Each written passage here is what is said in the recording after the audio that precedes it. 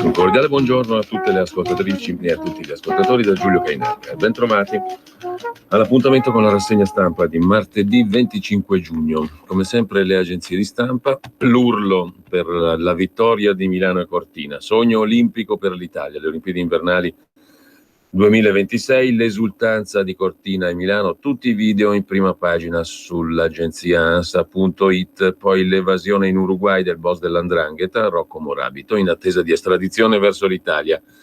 Commenta Salvini, sconcertante che sia riuscito a fuggire, chiederò spiegazioni a Montevideo. E poi ancora Salvini, in primo piano sull'agenzia ANSA.it, il caso è quello della Sea-Watch, i migranti vadano in Olanda e in Germania, l'appello della Commissione sui migranti ancora a bordo, scrive l'agenzia ANSA in prima pagina. La Corte di Strasburgo ha ricevuto una richiesta di misure provvisorie da parte della Sea-Watch 3 per chiedere all'Italia di consentire lo sbarco dei migranti a bordo della nave.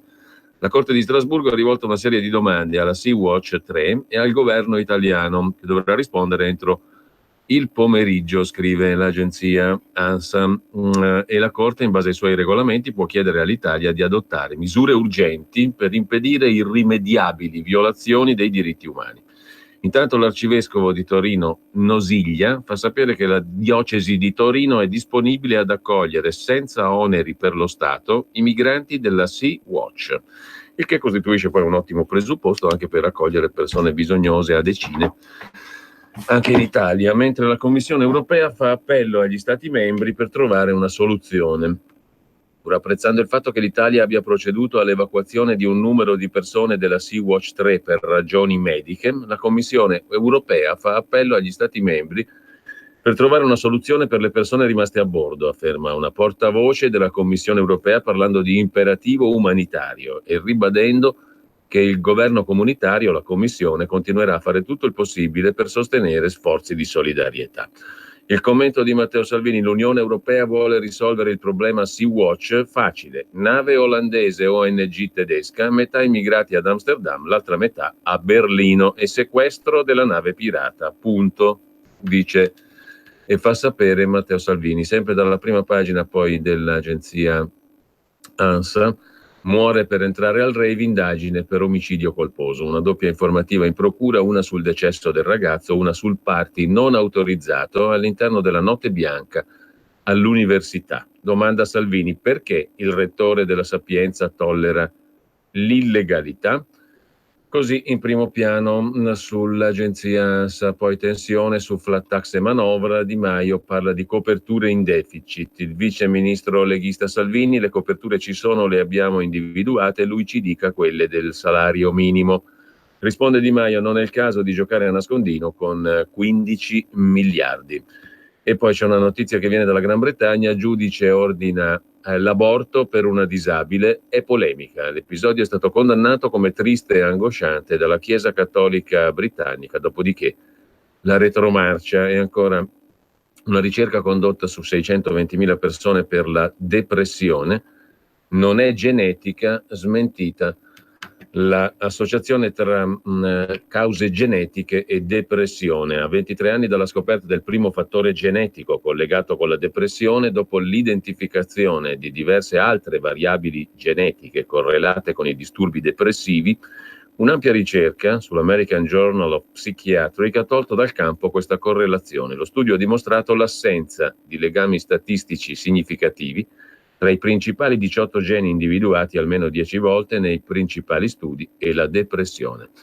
Non c'è dunque causa genetica per un male che colpisce molte persone. Bimbo chiuso in auto a 40 gradi, genitori denunciati in Sicilia, in aeroporto, poliziotto rompe il finestrino e lo salva, scrive l'agenzia ANSA. ADNCronos.com apre la sua prima pagina con la festa per le Olimpiadi invernali 2026, dopodiché nuove scintille fra Iran e Stati Uniti, il martedì nero a Roma, trasporto pubblico romano a rischio per gli scioperi di 24 ore sulla rete ATAC della capitale, il caldo esplosivo e i nomi dei vincitori, Navigator.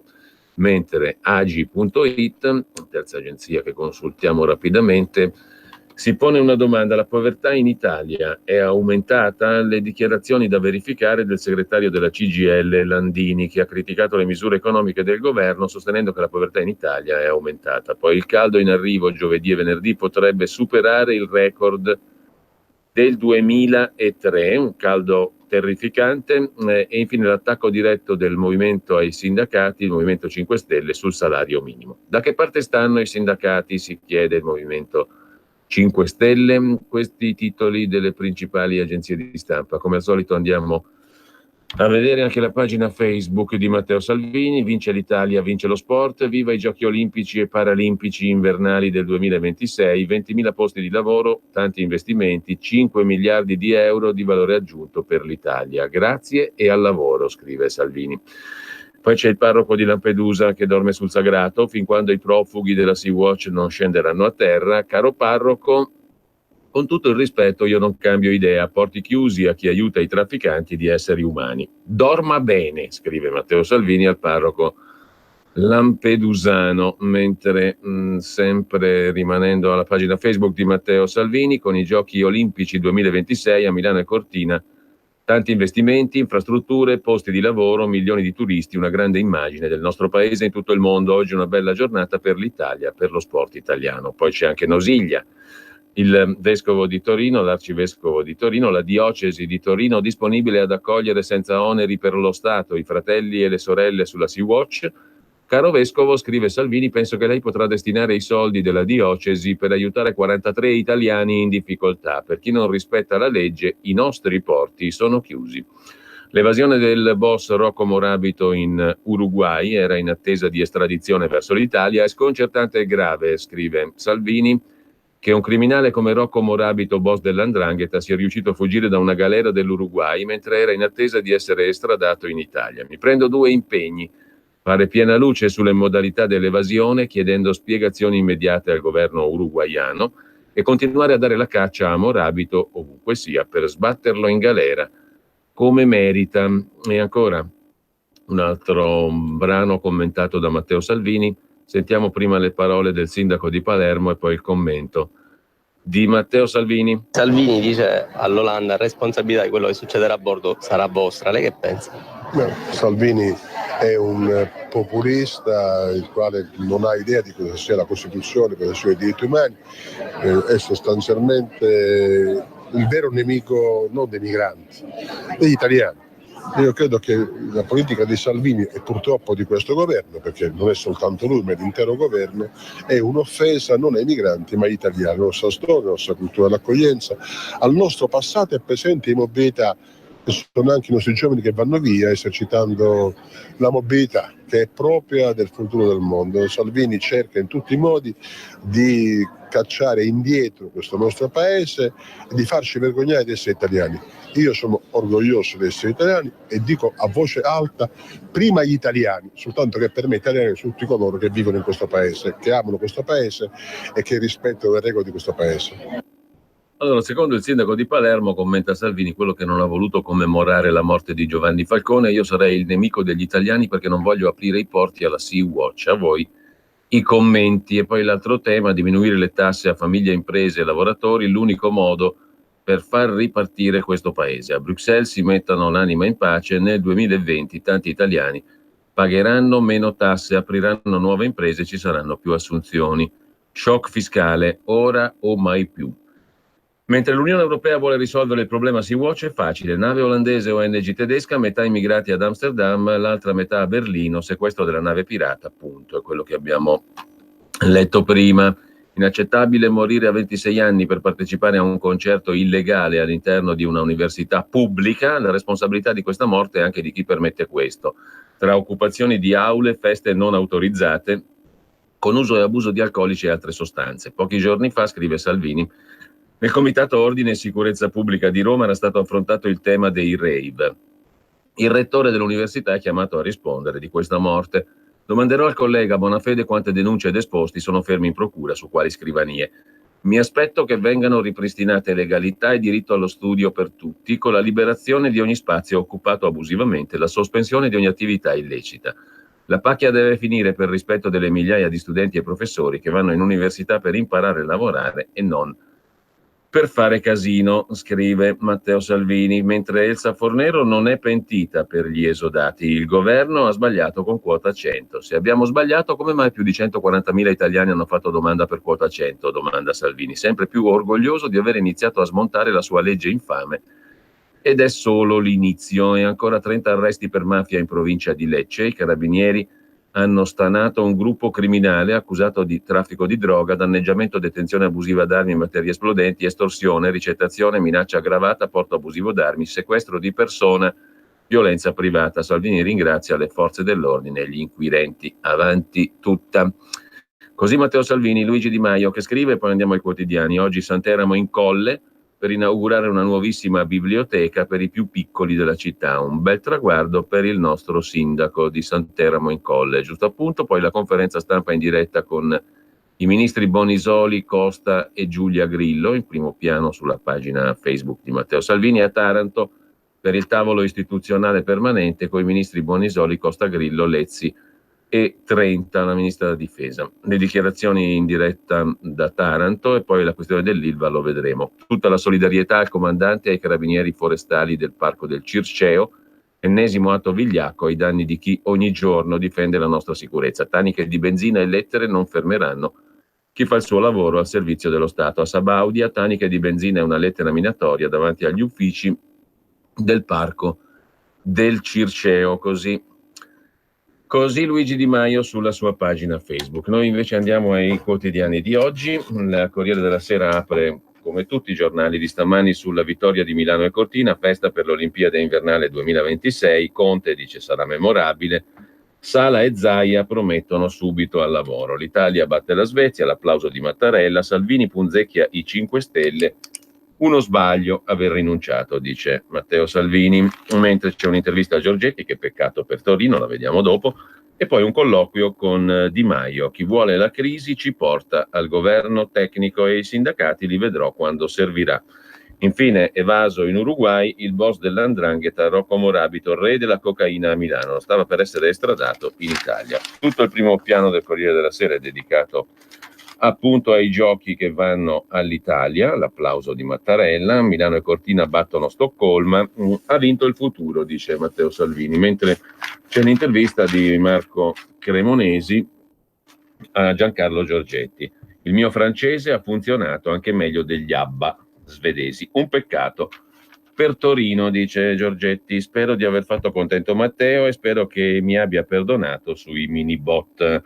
Working Together, un paio d'ore dopo l'assegnazione a Milano e Cortina dell'Olimpiade 2026, l'euforia non è rientrata a Losanna. Giancarlo Giorgetti, sottosegretario alla Presidenza del Consiglio, canta una canzone di sua invenzione, Working Together, lavorare insieme, un'interpretazione personale del motto ufficiale Dreaming Together, sognare insieme. Insieme a chi? Insieme ai 5 Stelle, insieme a tutti, dice Giancarlo Giorgetti nell'intervista al Corriere della Sera. È il nuovo motto, si lavora tutti per l'obiettivo, alla lombarda, alla veneta. Il momento più complicato, la cosa più difficile è stata declinare il principio secondo cui lo Stato italiano garantiva l'Olimpiade ma senza oneri diretti. La formula è stata messa nero su bianco da uno studio costi-benefici dell'Università La Sapienza. A quel punto siamo riusciti a tenere insieme le esigenze dei 5 Stelle con la nostra volontà di andare avanti. Non rispondo a domande sul governo. Oggi è il giorno della vittoria dei giochi. Unica cosa, spero di aver fatto contento Matteo Salvini e spero che mi abbia perdonato l'uscita sui mini bot. Con Torino in corsa, con Milano e Cortina, la partita sarebbe stata più facile. Peccato, ma con Torino è andata così, dice ancora Giancarlo Giorgetti al Corriere della Sera. Quella dei 5 Stelle è una posizione politicamente legittima che peraltro hanno sempre sostenuto. Ci sono i famosi blocchi per chi ha votato contro Milano e pro Milano. I sudamericani, l'Oceania, alcuni altri hanno votato per noi, i nordici per la Svezia, la Finlandia credo per noi, la Svezia ha mandato un video in cui la sua nazionale di hockey continuava a segnare alla Finlandia e io l'ho fatto notare, è andata bene. L'altra sera la colonna sonora era Dancing Queen, quella di oggi è The Winner Takes It All. Ha parlato in inglese e francese, come mai? Credo sia stata una buona idea, una metà almeno dei delegati parla in francese e io parlando la loro lingua mi sono rivolto a loro con una pronuncia discreta, dicono. La Francia che ha fatto? I francesi mi sono sembrati soddisfatti. Il membro CIO che conosco io, spero di sì, quando mi sono messo a parlare in francese l'ho guardato come dire parlo la tua lingua. Lei però domenica è arrivato in ritardo, pare che al CIO ci guardino al Comitato Olimpico. Ero andato a messa, risponde Giorgetti. Mi hanno chiesto se ero stato via per concordare tutto, ho risposto che avevo un incontro molto più importante. Diversi delegati mi hanno detto va bene così. Prossimo passaggio dovremo mettere in piedi una governance trasparente ed efficace. Servirà un top manager riconosciuto che mandi avanti la macchina e lo faccia nel modo giusto. Qualche idea ce l'abbiamo, vedremo di concretizzare. Il valore aggiunto è stato il brand, il marchio Milano. Milano non è una città di montagna, ma non è un problema. Per gran parte del mondo una distanza come quella tra Milano e la Valtellina è uno scherzo. Così Giancarlo Giorgetti sul quotidiano, sul Corriere della Sera di oggi, di stamani. Corriere della Sera che dedica tutte le sue prime pagine, naturalmente, alla vittoria delle Olimpiadi 2026, le Olimpiadi invernali. Il sindaco di Milano Beppe Sala, capo della Curva Italia, mettiamoci al lavoro. Il presidente del Veneto Zaia, un sogno che si avvera, una rivincita dopo la beffa dell'EMA, l'Agenzia sul Farmaco. E ancora i luoghi e le piste dove si gareggerà. Milano sarà la città del ghiaccio e aspetta la costruzione del Pala Italia. A Cortina rinasce la mitica Monti per bob e slittino. Valtellina e Val di Fiemme, in Trentino, gli altri due poli, i villaggi olimpici saranno riutilizzabili. Andiamo da Cortina a Predazzo, Tesero, insomma da Bolzano, Trento, fino alla Valtellina appunto, e poi la città di Milano. Gli errori di Torino che ora prova a rientrare in corsa e a Milano lo scontro sullo stadio. San Siro va demolito, ma il sindaco Sala dice stop. Poi abbiamo, dopo le Olimpiadi, il primo piano della politica interna. Tensioni nel Movimento 5 Stelle sul caso di Battista, malumori tra gli eletti che dicono cerchi lavoro altrove, qualcuno dice che voleva fare il ministro per gli affari europei, e poi c'è il colloquio del Corriere della Sera con Luigi Di Maio. Attenti a chi vuole la crisi di governo. Con Di Battista ci siamo scritti dei messaggi, dice Di Maio, chi lo fa cadere, il governo, si prende la responsabilità di far tornare un nuovo Mario Monti. Messaggi con Di Battista, la risposta alla Lega sulle tasse. Di Maio prova a guardare avanti, il governo, dice al Corriere, dura 4 anni. In caso contrario il movimento è pronto a tornare alle urne, ma un nuovo voto aprirà la strada a un governo tecnico. Chi fa cadere il governo si prende una responsabilità, perché significherebbe far tornare il PD insieme ad altri Monti e ad altre Fornero. Il braccio di ferro con l'Unione Europea, l'estate che si fa calda sul tema della manovra di finanza pubblica. Di Maio è convinto della possibilità di farla in deficit. Ci vuole coraggio per far ripartire il paese. Se si tratta di tagliare il cuneo fiscale e creare decine di migliaia di posti di lavoro, bisogna andare avanti, dice Di Maio, convinto che alla fine l'Europa comprenderà. Oltre alla procedura di infrazione c'è un'altra grande ombra sui progetti del movimento, i rapporti con la Lega. Il feeling con Salvini pare ritrovato, ma restano all'ordine del giorno battibecchi e frecciate, come il cambio di rotta della Lega sui mini bot. Mi ha sorpreso, dice Di Maio. Ricordavo che vollero inserirli a tutti i costi nel contratto. Comunque conta che lo Stato paghi, basta che paghi. La flat tax, le coperture. Il botta e risposta con il sottosegretario Garavaglia. Non ho motivo di pensare che la Lega non abbia individuato le coperture. È un anno che dice che si può fare, credo le abbia trovate.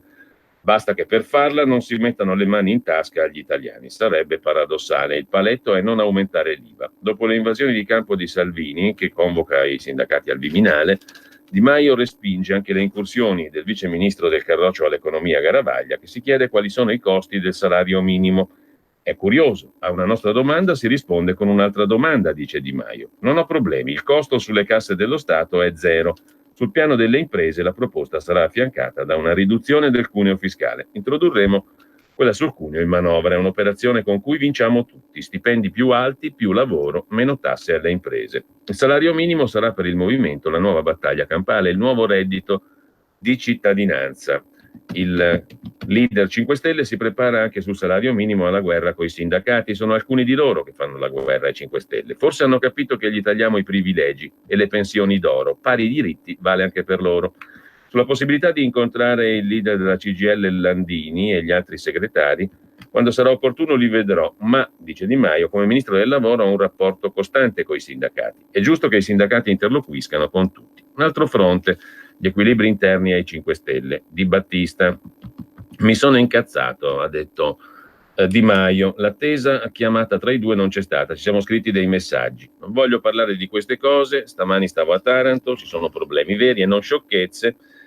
Poi c'è la questione dello strappo di Paola Nugnes, gli equilibri precari al Senato. Certe persone meglio perderle che trovarle, commenta caustico Di Maio. Il rischio di altri addii dal movimento. Oggi su Rousseau si voterà per eleggere i 2 nuovi probiviri che sostituiranno Fraccaro e Catalfo. In Lizza 2 consiglieri comunali, un consigliere regionale, bla bla bla. Ai nuovi eletti toccherà dare un'accelerata sui casi rimasti in sospeso. Così sul Corriere della Sera Di Maio in chiacchierata, mentre sulla flat tax è duello nel governo sui fondi. Salvini difende di nuovo i mini bot, Garavaglia dice non dico le coperture per il taglio delle tasse, Di Maio dice basta giochini. Che noia mortale. Mentre a pagina 11 del Corriere della Sera c'è un'intervista a Maria Stella Gelmini, che guida il gruppo di Forza Italia alla Camera. Alle primarie di Forza Italia io mi candido, Toti è partito male, un nominato non si comporti da leader. Benissimo, chiudiamo con Lotti, che dice non ho mai messo mano nelle nomine dei magistrati, ma il caso CSM irrompe sulla vicenda Consip. L'ex ministro è andato a parlare dei pubblici ministeri, dice la fuga di notizie, non potevo riferire dell'inchiesta, non ne so nulla.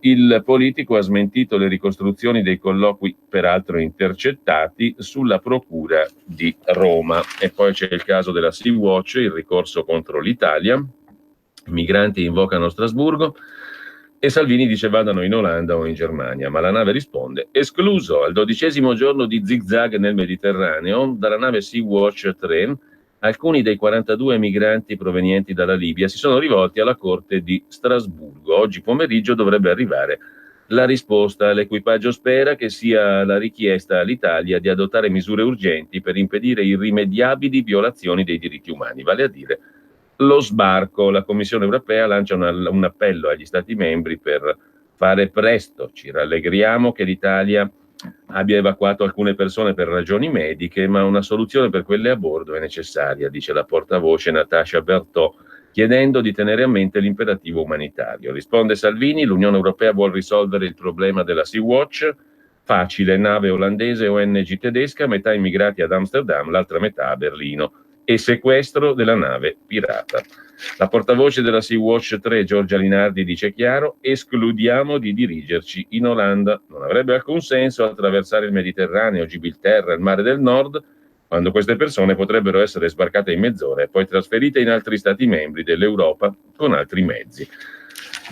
Vedremo oggi pomeriggio. Intanto, a proposito di altre vicende di cronaca, e a proposito di magistratura, c'è da segnalare un articolo assai interessante sulla Gazzetta del Sud, dove si parla del sistema Siracusa, l'ex PM Longo, che sarà interrogato anche a Milano, convocato dai magistrati che indagano sul falso dossier dell'ENI, e anche l'accusatore del pubblico ministero Palamara sulle nomine al Consiglio Superiore della Magistratura. È come una macchia d'olio giudiziaria che ha aperto una questione morale nella magistratura. I fascicoli aperti da più procure d'Italia sono destinati a moltiplicarsi. Non è finita. Il livello degli indagati è destinato a crescere. Adesso, per esempio, l'inchiesta sul sistema Siracusa, che partì anni addietro da Messina, e quella sulle nomine al CSM e sul PM Palamara si sono materializzate alla Procura di Milano. La novità e la conferma in diretta è rappresentata dal fatto che l'ex PM in servizio a Siracusa, Giancarlo Longo, già coinvolto nel primo filone di inchiesta a Messina, e l'imprenditore siracusano Alessandro Ferraro, anche lui indagato nella prima inchiesta, che era pratica il braccio destro dell'avvocato Piero Amara, l'ideatore dell'intero sistema di corruzione giudiziaria, Sono stati convocati dal PM di Milano Laura Pedio per un interrogatorio come persone indagate in procedimento connesso. Longo ha già patteggiato una pena di 5 anni di reclusione con l'uscita dalla magistratura per i fatti di Messina, e intanto a Messina, su richiesta dell'avvocato dell'SPM, è stata rinviata l'udienza preliminare che lo vedeva coinvolto e che ha come principale indagato l'imprenditore Lorenzo Bigotti, ex manager piemontese, coinvolto anche nella vicenda romana degli appalti Consip. Pensate che intreccione che gira tutta la penisola e un sacco di vicende. Il sistema Siracusa che porta l'ex PM Longo ad essere interrogato anche a Milano. Assai interessante la connection e terrificante il quadro che ne esce.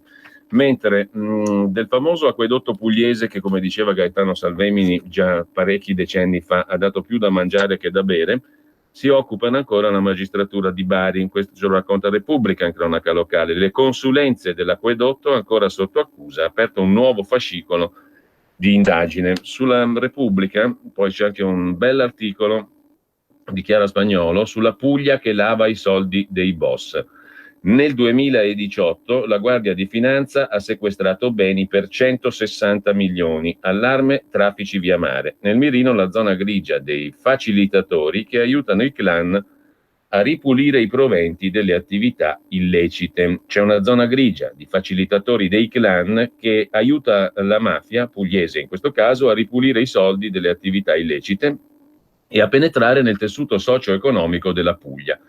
È quella in cui la Guardia di Finanza è riuscita a sequestrare nell'ultimo anno beni per 160 milioni di euro e a confiscarne 45, togliendo immobili, aziende, quote societarie, disponibilità finanziarie a familiari e prestanome dei boss e dei loro affiliati, un'attività che rappresenta uno degli ambiti privilegiati della Guardia di Finanza anche in Puglia, scrive Chiara Spagnolo. Mentre c'è un altro servizio degno di nota su un altro quotidiano locale, La Sicilia, a proposito di un rapporto dell'Istituto Superiore di Sanità, lo stato di salute di chi vive nei siti ad alto rischio ambientale.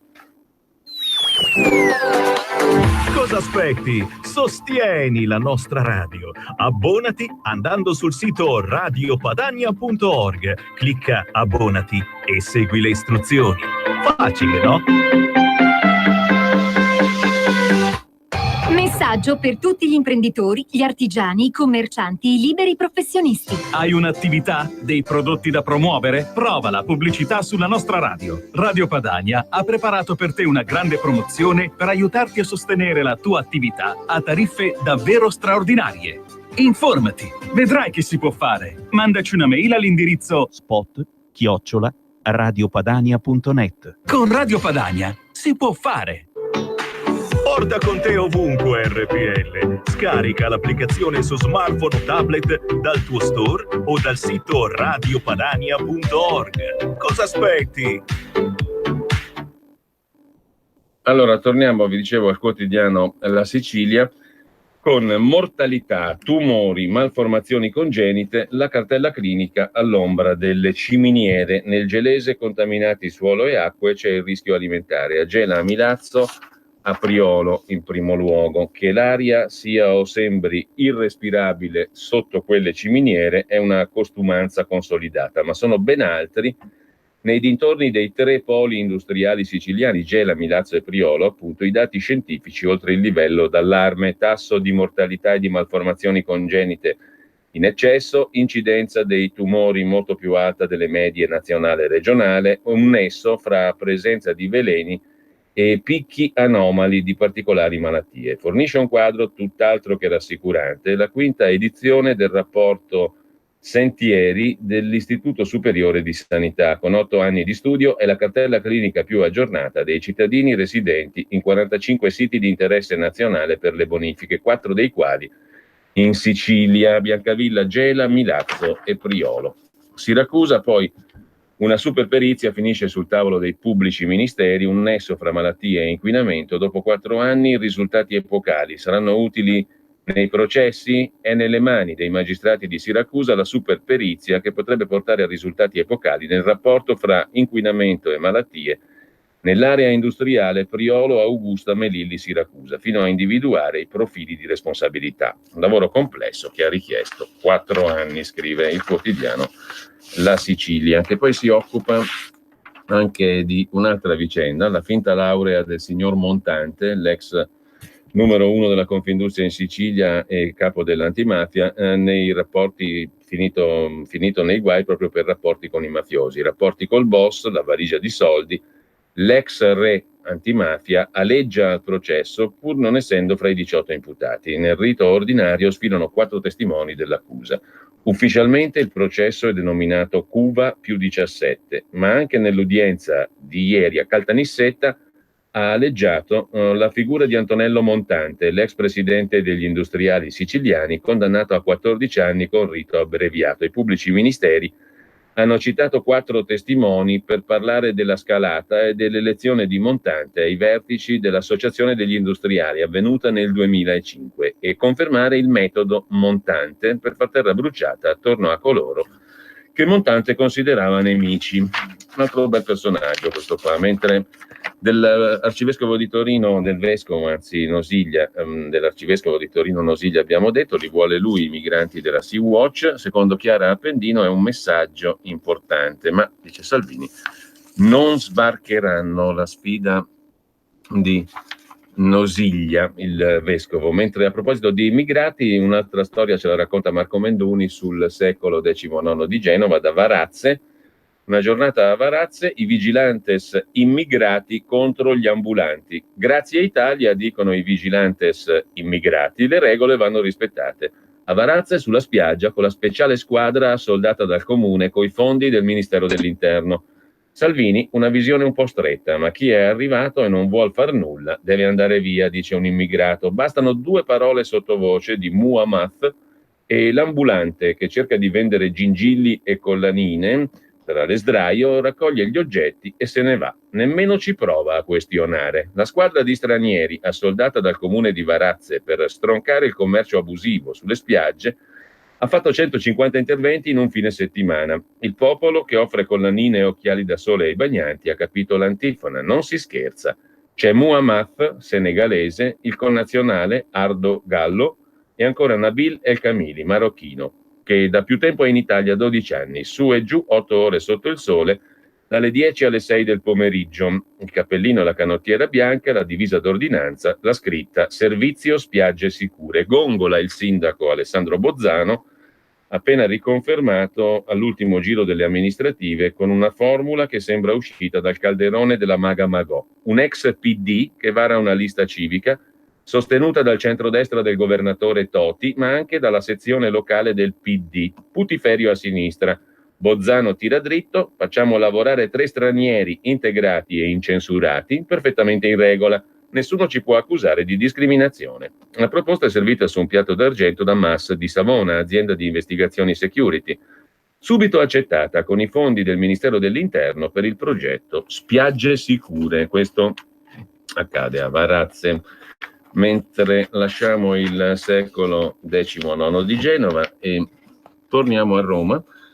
A Roma c'è un'altra grana, quella sui rifiuti. Roma, scrive il direttore del Tempo, il quotidiano romano Franco Bechis, è la capitale della mondezza. Qui serve il commissariamento, è emergenza. In viaggio per la città con automobile e telecamere, cassonetti strapieni, rifiuti ingombranti ovunque.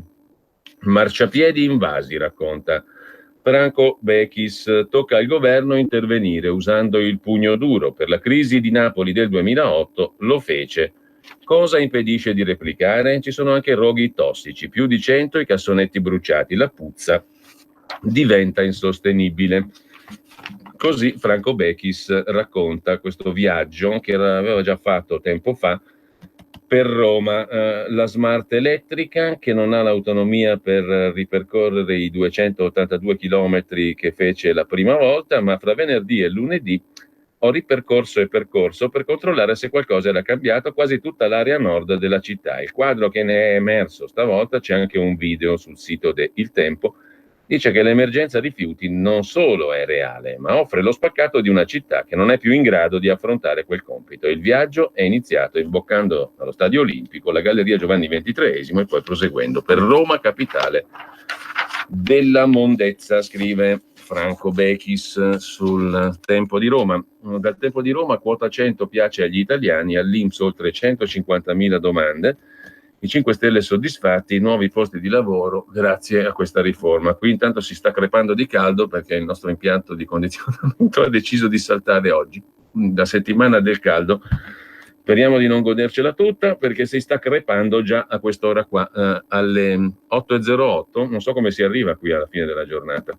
Dorigon, il sottosegretario, dice nel 2019 arriveremo a 230.000 adesioni per quanto riguarda quota 100. Poi c'è anche la questione, ma se ne occupa Milano Finanza, della riforma della Banca d'Italia che arriva al Senato. Il testo di riforma è pronto per essere incardinato. Alla Camera la proposta di Fratelli d'Italia per la nazionalizzazione della Banca d'Italia si è arenata in commissione. Non è più solo una bozza, il disegno di legge della maggioranza per rivedere le norme di governance della Banca d'Italia. Il provvedimento ha ora un numero che contraddistingue gli atti del Senato, dunque è pronto ad approdare alla Commissione Finanze del Senato. L'iter accelera mentre il disegno di legge di Fratelli d'Italia in Parlamento alla Camera per la nazionalizzazione della banca si è arenato in commissione. Alberto Bagnai, presidente della Commissione Finanze al Senato, ispiratore del provvedimento, ha dettato tempi stretti. Il testo sarà incardinato a luglio per poi procedere con le audizioni e la discussione generale.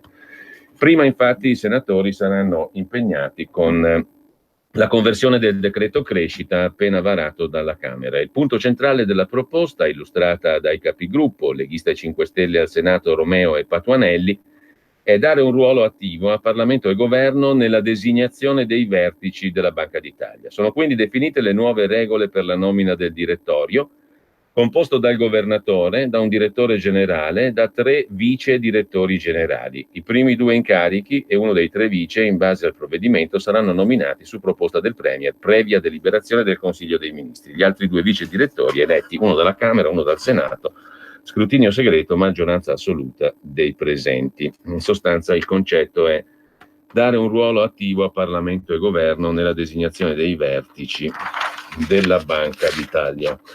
Mentre, curiosità per la cronaca, Fiesoli, Rodolfo Fiesoli, condannato a 14 anni e passa di carcere per violenza sessuale e maltrattamenti, arrestato il 23 dicembre 2017, scarcerato lo scorso 8 luglio per decisione della Cassazione.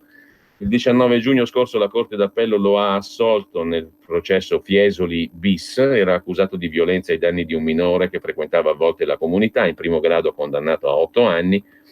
Fiesoli e 2 ragazzini al bar, la foto finisce in Parlamento. Un caso ad Aulla dove l'ex capo del Forteto si è ritirato. Il deputato Mugnai di Forza Italia chiede al ministro della Giustizia Bonafede di spiegare. Rodolfo Fiesoli torna in scena. Qualche giorno fa il coordinatore di Forza Italia Giovani in Toscana, Yuri Gorlandi, ha scattato una serie di foto all'ex profeta del Forteto che si avvicinava e parlava con ragazzini di 13-14 anni seduti a un tavolino di un bar ad Aulla. E Fiesoli, condannato dalla Corte d'Appello di Firenze a 14 anni e 10 mesi per maltrattamenti e violenza sessuale su minori commessi nella comunità del Forteto in attesa della sentenza definitiva della Cassazione, si è avvicinato ai minori sorridendo per poggiare la mano sulla spalla di uno dei 2. Per approcciarli ha detto loro di essere uno scrittore, di aver pubblicato libri. Non era mai arrivato a tanto, continua il deputato di Forza Italia, anzi il coordinatore di Forza Italia Giovani, Yuri Gorlandi. Per questo motivo il deputato di Forza Italia, Stefano Mugnai, venuto in possesso delle immagini, ha presentato un'interrogazione al Ministro della Giustizia per denunciare l'accaduto. Roba da pazzi, commenta il parlamentare azzurro. Un condannato per reati specifici contro minori fuori dal carcere, in attesa del ricalcolo della pena, che va al bar per approcciare ragazzini. Questa cosa non è tollerabile, dice il deputato di Forza Italia. E intanto, vi ricordate le passerelle galleggianti sul lago di Iseo dell'artista Cristo? Cristo ha tradito il lago di Iseo, scrive Brescia Oggi. Un film ispirato a The Floating Piers, l'installazione di Cristo, ha svelato il lato oscuro della performance mondiale, scatenando polemiche tra residenti e amministratori del Sebino. L'artista bulgaro newyorkese dice nel film: sono degli incapaci, non sanno gestire la situazione, nessuno controlla gli arrivi e il sindaco ci guadagna. Il problema di questo paese è la burocrazia, a nessuno importa la sicurezza delle persone, sta arrivando un fiume di gente, chiuderemo tutto se sono stupidi.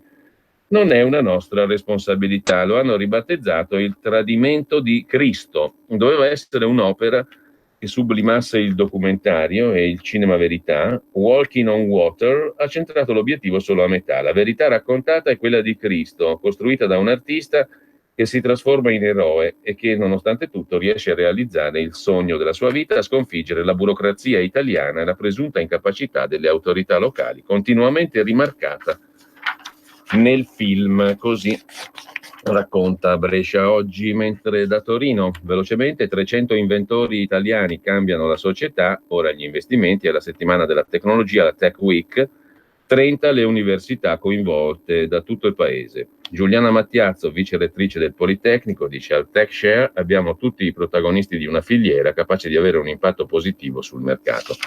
Il vaccino che stimola il sistema immunitario contro le cellule tumorali, un sensore che monitora le eruzioni vulcaniche, una malta che assorbe lo smog, un dispositivo che produce acqua dall'aria usando energia solare. Il 25 giugno Torino diventa la vetrina dei migliori brevetti provenienti da 30 università e centri di ricerca di tutta Italia. 300 inventori esporranno all'università e al Politecnico 140 tecnologie selezionate tra le eccellenze. Lasciamo la settimana tecnologica di Torino e torniamo purtroppo ai problemi reali con il Corriere del Mezzogiorno. Jabil e Whirlpool, 2 bombe sociali a Marcianise. Per la Jabil annunciati 350 licenziamenti, un'altra vertenza che turba i sindacati metalmeccanici. La multinazionale delle telecomunicazioni Jabil, con sede a Marcianise, Napoli, ha annunciato ieri 350 licenziamenti, circa la metà dei 700 dipendenti dello stabilimento. L'azienda, in una nota, ha fatto sapere di non avere intenzione di abbandonare il sito di Marcianise, ma i licenziamenti si renderebbero necessari per garantire la sopravvivenza dello stabilimento. I sindacati sul piede di guerra, sciopero di 8 ore. Intanto sale la tensione anche alla Whirlpool, dopo che centinaia di lavatrici sono state spostate in un deposito in Polonia. Oggi l'incontro al Ministero di Di Maio. Ma anche a Bologna la Perla chiede 120 esuberi, sono 400 i dipendenti dello stabilimento di Via Mattei che dicono ci hanno preso in giro, la proprietà olandese gela sindacati e lavoratori e scatta lo sciopero. 100-120 esuberi, nessun piano industriale presentato. La Perla ha gelato con questo annuncio i suoi 400 dipendenti di Bologna, in stragrande maggioranza donne. 16 ore di sciopero. Secondo la proprietà, il fondo olandese Sapinda, si tratta di un'operazione non più rinviabile per riportare in equilibrio la gestione dell'azienda in sofferenza da più di 20 anni. Intanto da Milano il fisco si riprende 2 miliardi di euro dai big. In 17 mesi hanno patteggiato Apple, Facebook, Google e Gucci. Presentato il bilancio in occasione della festa per il 245 anniversario della Guardia di Finanza. In meno di un anno e mezzo sequestri anche alle mafie per 47 milioni, confische di beni per 11. C'è un modello Milano, insomma, scrive Il Giorno in questo caso, nella caccia ai grandi evasori fiscali. Nasce da una sinergia tra Procura, Agenzia delle Entrate e Guardia di Finanza. È così che nell'ultimo anno e mezzo ben 34 multinazionali, tra cui colossi del web come Google, Apple, Facebook e Amazon, ma anche big della moda come il gruppo francese Kering che possiede il marchio Gucci, hanno finito per venire a patti col fisco.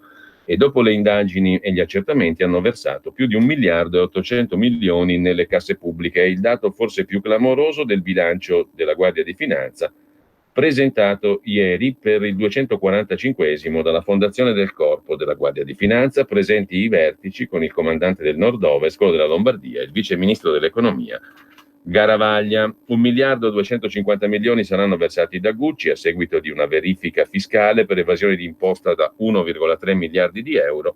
È la cifra più alta conciliata dall'Agenzia delle Entrate. Lasciamo con questo anche Il Giorno, torniamo brevissimamente al Corriere della Sera con Istanbul, i dissidenti di Gezi a processo. Il giorno dopo l'elezione del sindaco anti-Erdogan, 16 intellettuali affrontano il giudizio, rischiano l'ergastolo in Turchia. Con questo lasciamo il primo piano del Corriere della Sera, che si occupa anche in pagina nazionale delle inchieste di Milano sull'evasione. Anche l'UBS svizzera si accorda pagando 110 milioni di euro al fisco italiano. In questo lasciamo, dicevamo, anche il Corriere della Sera in cronaca meglio la pagina nazionale. La cronaca milanese è tutta dedicata naturalmente al trionfo olimpico, la città in festa, champagne in piazza Gaia Aulenti, le imprese esultano, i giochi portano lavoro e sviluppo, e Inter e Milan propongono lo stadio nuovo, buttiamo giù il Meazza, ma il sindaco dice stop, la cerimonia si farà lì. Lavoro, investimenti e sviluppo, città in festa, esultano le imprese, scrive il Corriere della Sera, giochi di luce su Palazzo Marino e Pirellone, un moltiplicatore di benefici. In arrivo progetti per 1 miliardo e 800 milioni di euro. Anche i sindaci della Valtellina partecipano all'avventura, ora le infrastrutture. Euforia da Sondrio a Bormio, piste e recettività, siamo pronti, dicono i sindaci valtellinesi, mentre racconta la turista inglese 44enne che è stata violentata, una notte di alcolici, un amico in fuga, camminavo da sola, sono stata violentata nel parco a Milano. Mentre lasciamo con questo anche la cronaca milanese, andiamo brevemente alla provincia di Como. È allarme nella sanità comasca, mancano letti e personale, i vertici di Sant'Anna e Valduce si dicono molto preoccupati per i mesi estivi, manca il personale, mancano anche i posti letto nella sanità. Mentre per la cronaca nera, dal cittadino di Lodi, medico aggredito da un 24enne al pronto soccorso di Codogno, dottore colpito da una testata da un marocchino poi denunciato. A Parma invece, in Piazza della Pace, aggredita una ventenne, un tentato stupro in centro, arrestato un pakistano 28enne, scrive la Gazzetta di Parma, un richiedente asilo. La ragazza ha reagito all'assalto e è riuscita a fuggire, a sporto denuncia. Siamo all'Arena di Verona, coltellate al parco di Porta Vescovo, 2 feriti, nigeriani ricoverati per gravi lesioni, terrore e sangue in via 20 settembre e in via Cipolla, 2 nigeriani in gravi condizioni all'ospedale. L'aggressione ieri sera a Porta Vescovo. Chiudiamo con Torino, dove Cirio, il presidente della regione, dice voglio una TAV vera, non mi accontento del progetto ridotto, sia l'osservatorio, ma è da rivedere. Per la prima volta al tavolo siederà chi rappresenta il Piemonte al massimo livello, cioè il suo presidente Chiamparino, il suo presidente Cirio. Chiamparino infatti in passato aveva delegato ad altri. Realizzare il TAV è un dovere verso coloro che hanno convinto l'Europa a far passare il corridoio mediterraneo sotto le Alpi. Occasione unica per il Piemonte. E poi c'è una storia che sembra inventata, la racconta il Giornale di Vicenza, ritrova l'amore dei 20 anni e lo sposa dopo 56 anni. Carla Palladino e Antonio Gizzi si erano innamorati durante una vacanza, poi un destino beffardo li aveva separati. Grazie a Facebook si sono rivisti. È stata lei a cercare il suo ex fidanzato. I due si erano divisi negli anni 60 a causa di una bugia raccontata da un amico di lui. Ora l'inatteso matrimonio. Quando ci siamo rivisti e abbracciati è stato come se il tempo non fosse passato, hanno raccontato. Lui 83 anni, lei 76. Ma torniamo alle prime pagine dei quotidiani di oggi. Miracolo a Milano e a Cortina è il titolo d'apertura di Repubblica. L'Italia ottiene l'Olimpiade invernale. Esulta il sindaco Sala, faremo tutto per bene senza perdere tempo, festeggiano Lega e PD, polemica sul no dei 5 Stelle. Com'è strano lo sci a Milano, scrive Stefano Battezzaghi, un urlo grande a 2 regioni, il commento di Emanuele Audisio, quanto diventa lontana Roma, scrive Sergio Rizzo.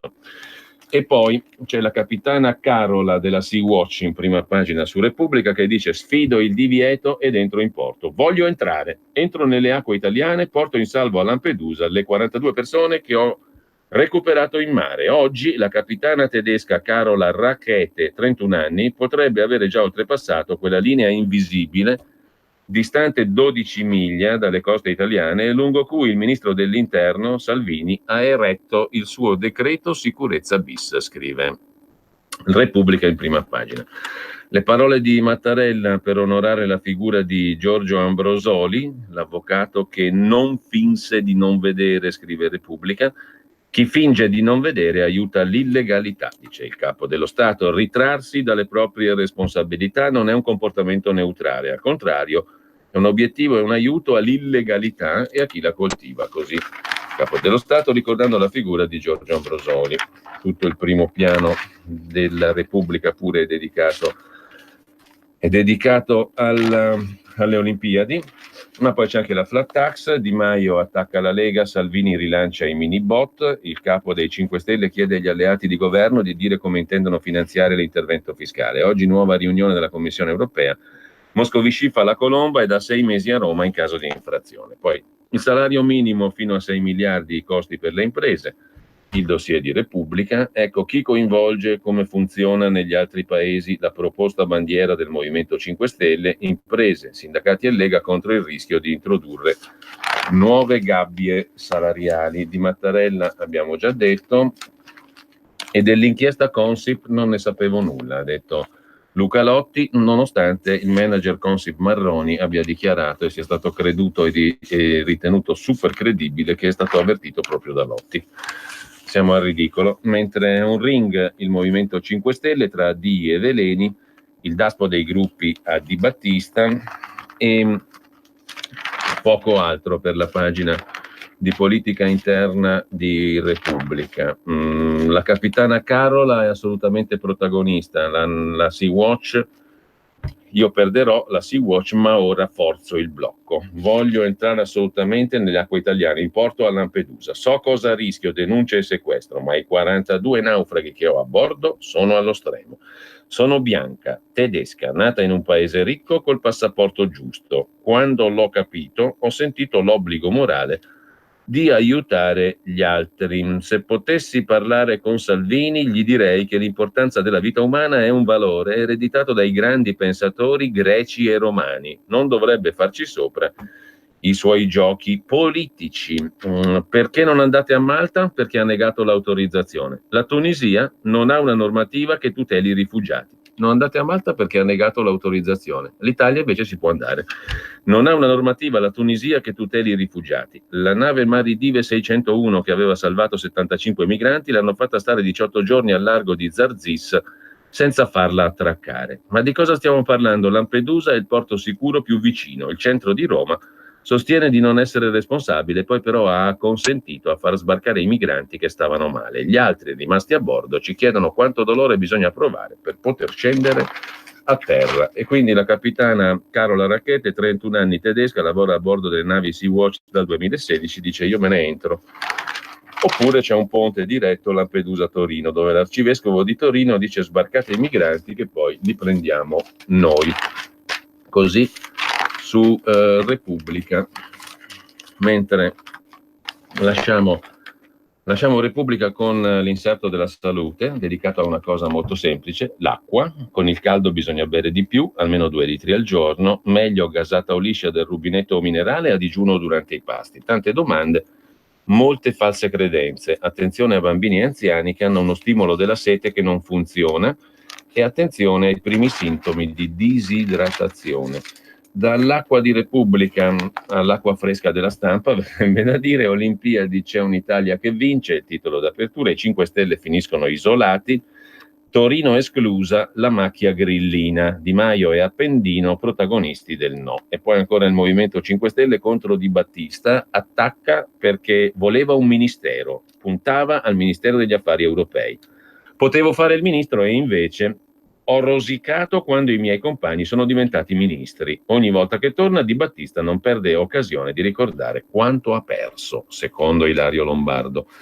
Poi c'è una questione di lotta all'evasione. Sui pagamenti Lega e 5 Stelle propongono l'abolizione dei contanti, scrive Repubblica in prima pagina. L'articolo è a pagina 6, cambio di rotta del governo sui pagamenti. Lega e 5 Stelle si schierano contro il contante. L'obiettivo è tracciare i movimenti finanziari e contrastare l'evasione e l'elusione fiscale. Sotto traccia è in corso una rivoluzione sui pagamenti elettronici. Il governo sta ribaltando la propria posizione da pro a contro il contante. A certificare l'inversione di rotta il sottosegretario leghista all'economia Bitonci. Se incentivassimo, ha detto Bitonci, i pagamenti elettronici con carta di credito, quindi pagamenti tracciabili, potremo via via andare all'abolizione di ISA, indici sintetici di affidabilità fiscale, studi di settore e in prospettiva perfino contabilità e scontrino da parte dell'esercente. Ciò che passa con carta sarebbe già documento fiscale, ha detto Bitonci. Sabato era stato il vice ministro 5 Stelle dell'economia Laura Castelli a spiegare che tra qualche mese partirà la lotteria degli scontrini, con tanto di premi aumentati nel caso in cui si paghi con moneta elettronica, e già i tecnici dell'amministrazione stimano di ricevere nel 2020 35 miliardi di scontrini e ricevute fiscali, quando l'obbligo di trasmissione dei corrispettivi si applicherà a tutti gli esercizi commerciali, negozi, bar, alberghi, ristoranti, spazi aziendali e così via. Le premesse del governo, peraltro, invece erano tutt'altre. L'eliminazione al tetto sull'uso del contante non è mai mancata nelle campagne elettorali della Lega. Adesso invece pare che la rotta sia quella di schierarsi contro il contante, scrive La Stampa in prima pagina. In primo piano c'è anche Mr. Wolf Giorgetti, missione compiuta per l'uomo che risolve i problemi, ecco il paese che fa le cose sul serio. Stiamo parlando naturalmente delle Olimpiadi invernali 2026, mentre Alberto Cirio, presidente del Piemonte, dice è colpa della sindaca Appendino, potevamo festeggiare, invece eravamo a guardare la TV. Siamo pronti a fornire gli impianti e anche le risorse che mancano, si propone Cirio. E lucevan le stelle. Sì, lo so che per realizzare tutti i progetti della Lega per l'Italia non bastano certo 2 parole, ma i 2 per 1000. Gli italiani sanno tutto e sanno pure che il codice per destinare alla Lega il 2 per 1000 è D43 e che lo si deve scrivere sulla dichiarazione dei redditi. Donar il mio solo pensiero, firma www.2per1000lega.it. Messaggio per tutti gli imprenditori, gli artigiani, i commercianti, i liberi professionisti. Hai un'attività? Dei prodotti da promuovere? Prova la pubblicità sulla nostra radio. Radio Padania ha preparato per te una grande promozione per aiutarti a sostenere la tua attività a tariffe davvero straordinarie. Informati, vedrai che si può fare. Mandaci una mail all'indirizzo spot@radiopadania.net. Con Radio Padania si può fare. Sono Giovanna. Mondoflex. Alla Mondoflex stiamo presentando una nuova collezione di materassi termoregolanti che mantengono la temperatura del corpo, mai caldi d'estate e mai freddi d'inverno. Venite a provarli fino al 31 luglio, offerta lancio con lo sconto del 50%. Vi aspetto anche il mese di agosto. Mondoflex reti e materassi. A Trebbiolo, Melzo, Monza, Erba, Crema, Castelmella, Briscia e Desenzano del Garda. Mondoflex, fornitore ufficiale Atalanta Bergamasca Calcio. Per la tua pubblicità su Radio Padania Libera, scrivi a spot@radiopadania.net. Ed ora che tempo farà? Le previsioni meteo. A tutti buongiorno dal Centro Geofisico Prealpino di Campo dei Fiori, fase di stabilità atmosferica con temperature in aumento. Oggi sereno o poco nuvoloso per passaggio di nubi alte, un po' di foschia sulla pianura, caldo e asciutto. Domani sempre ben soleggiato, molto caldo e anche afoso con temperature in aumento. Giovedì soleggiato e asciutto, caldo e afoso con temperature quasi sempre oltre i 35 gradi. Venerdì e sabato sarà sempre soleggiato e molto caldo, ma con possibilità di qualche isolato rovescio in montagna. Con questo è tutto, vi saluto e vi auguro buona giornata. Avete ascoltato Che tempo farà? Le previsioni meteo. Un grosso abbraccio a tutti quanti da Nadine e Marcus Dardi. In esclusiva su RPL vi presentiamo Mangio, bevo e canto all'italiana, dove vi raccontiamo la storia della canzone italiana, dai Longobardi al 2000, insieme alla storia di alcuni piatti tipici italiani e di alcuni vini. Tutte le domeniche dalle ore 13:30. Buon ascolto su RPL. In molti ci invidiano e ci odiano perché siamo ancora liberi. Se vuoi aiutare Radio Padania, segnati il nuovo IBAN per i tuoi bonifici. IT 89R 08453 01602 000 000 101971 presso la Banca di Credito Cooperativo di Milano SC. Aiuta Radio Padania. Diventa nostro editore. IT 89 R 08453 01602 000 000 10 19 71.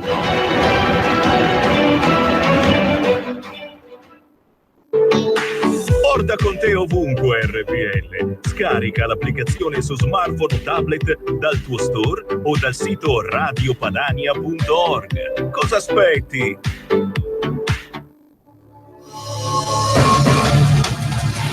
Le dichiarazioni del capo della Procura di Roma, Giuseppe Pignatone, durante l'intervista rilasciata a Mix24, condotto da Giovanni Minoli. Se le prove non le troviamo, non sono sufficienti, dire sì, però facciamo spuntare tutto sui giornali. Perlomeno sarà danneggiato come uomo politico, come imprenditore, come magistrato, quello che volete voi. Lì subentra c'è una carica morale o moralistica, un fare un mestiere che non è nostro. Noi dobbiamo cercare le prove, fare, se ci riusciamo, con tutti i nostri limiti, con tutte le nostre difficoltà, cercare di non fare mai il callo. Noi vediamo cose gravissime, molto spesso non riusciamo ad avere le prove, non riusciamo ad avere le prove di chi le ha fatte. Ho avuto un forte scontro con una forza di polizia a Roma perché, avendo ritenuto di aver identificato l'autore di una violenza sessuale particolarmente efferata, hanno dato, prima ancora della decisione del giudice, è stato dato il nome, il cognome, è comparso il viso in televisione e tutto. Una persona che era assolutamente innocente. Noi ci siamo arrivati in 36 ore a dimostrare l'innocenza. Nel frattempo la vita di quest'uomo era stata rovinata perché era stato ovviamente licenziato, aveva dovuto cambiare quartiere, probabilmente sarà andato via da Roma.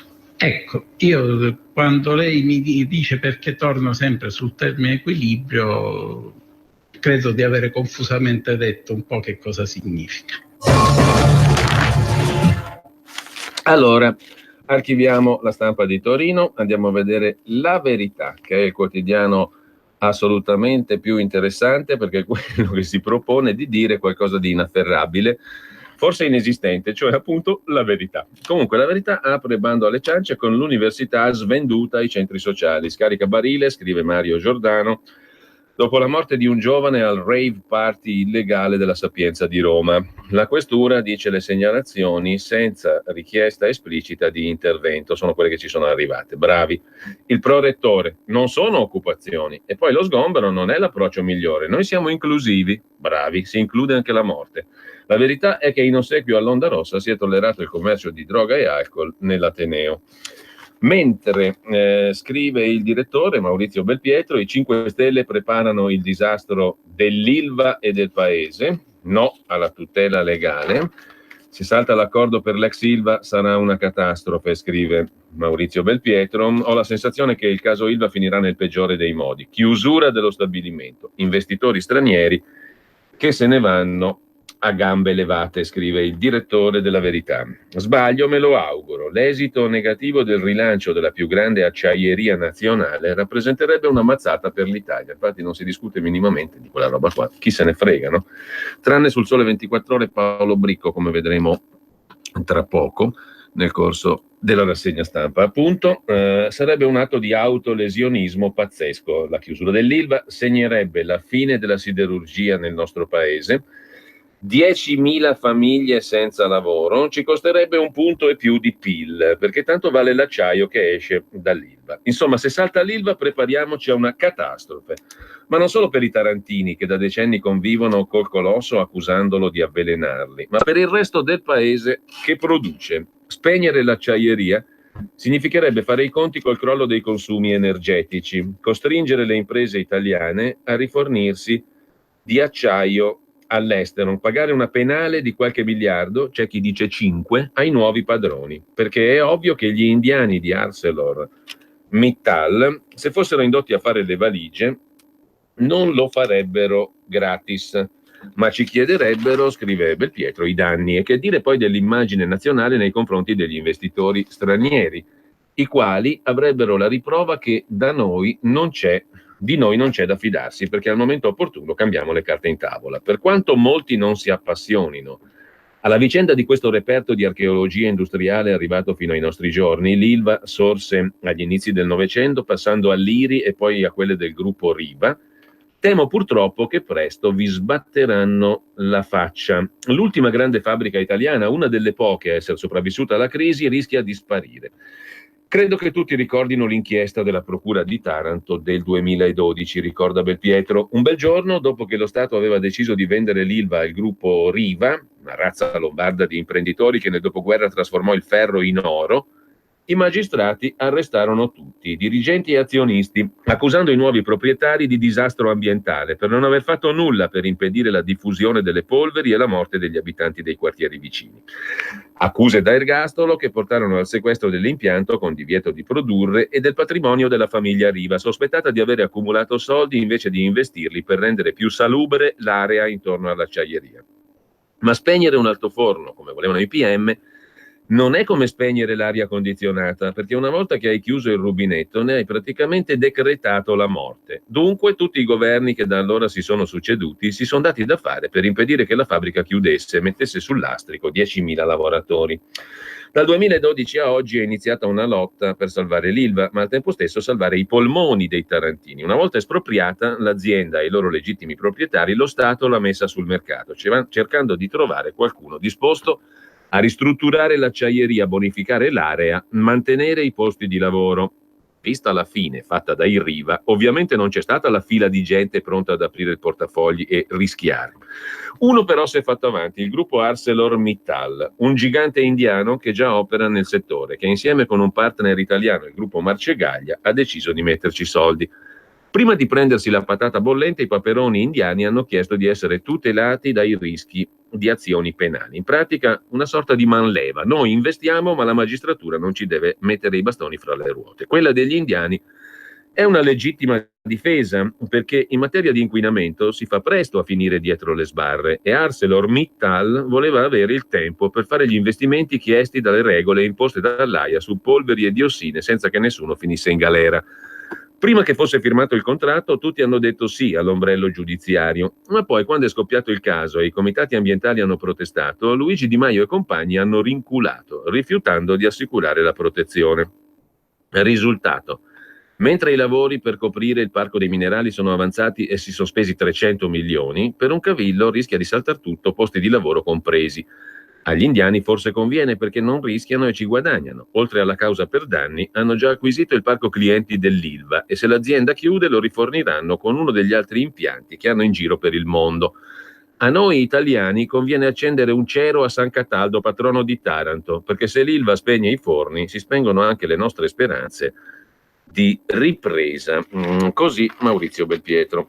Mentre, sempre dalla prima pagina della Verità, i giudici europei a bordo della Sea-Watch, coinvolti dalla ONG, oggi possono costringere l'Italia a far sbarcare i migranti, ma Salvini resiste. Il commento di Marcello Veneziani sui telegiornali, diventati istigazione all'antipolitica, noia catodica.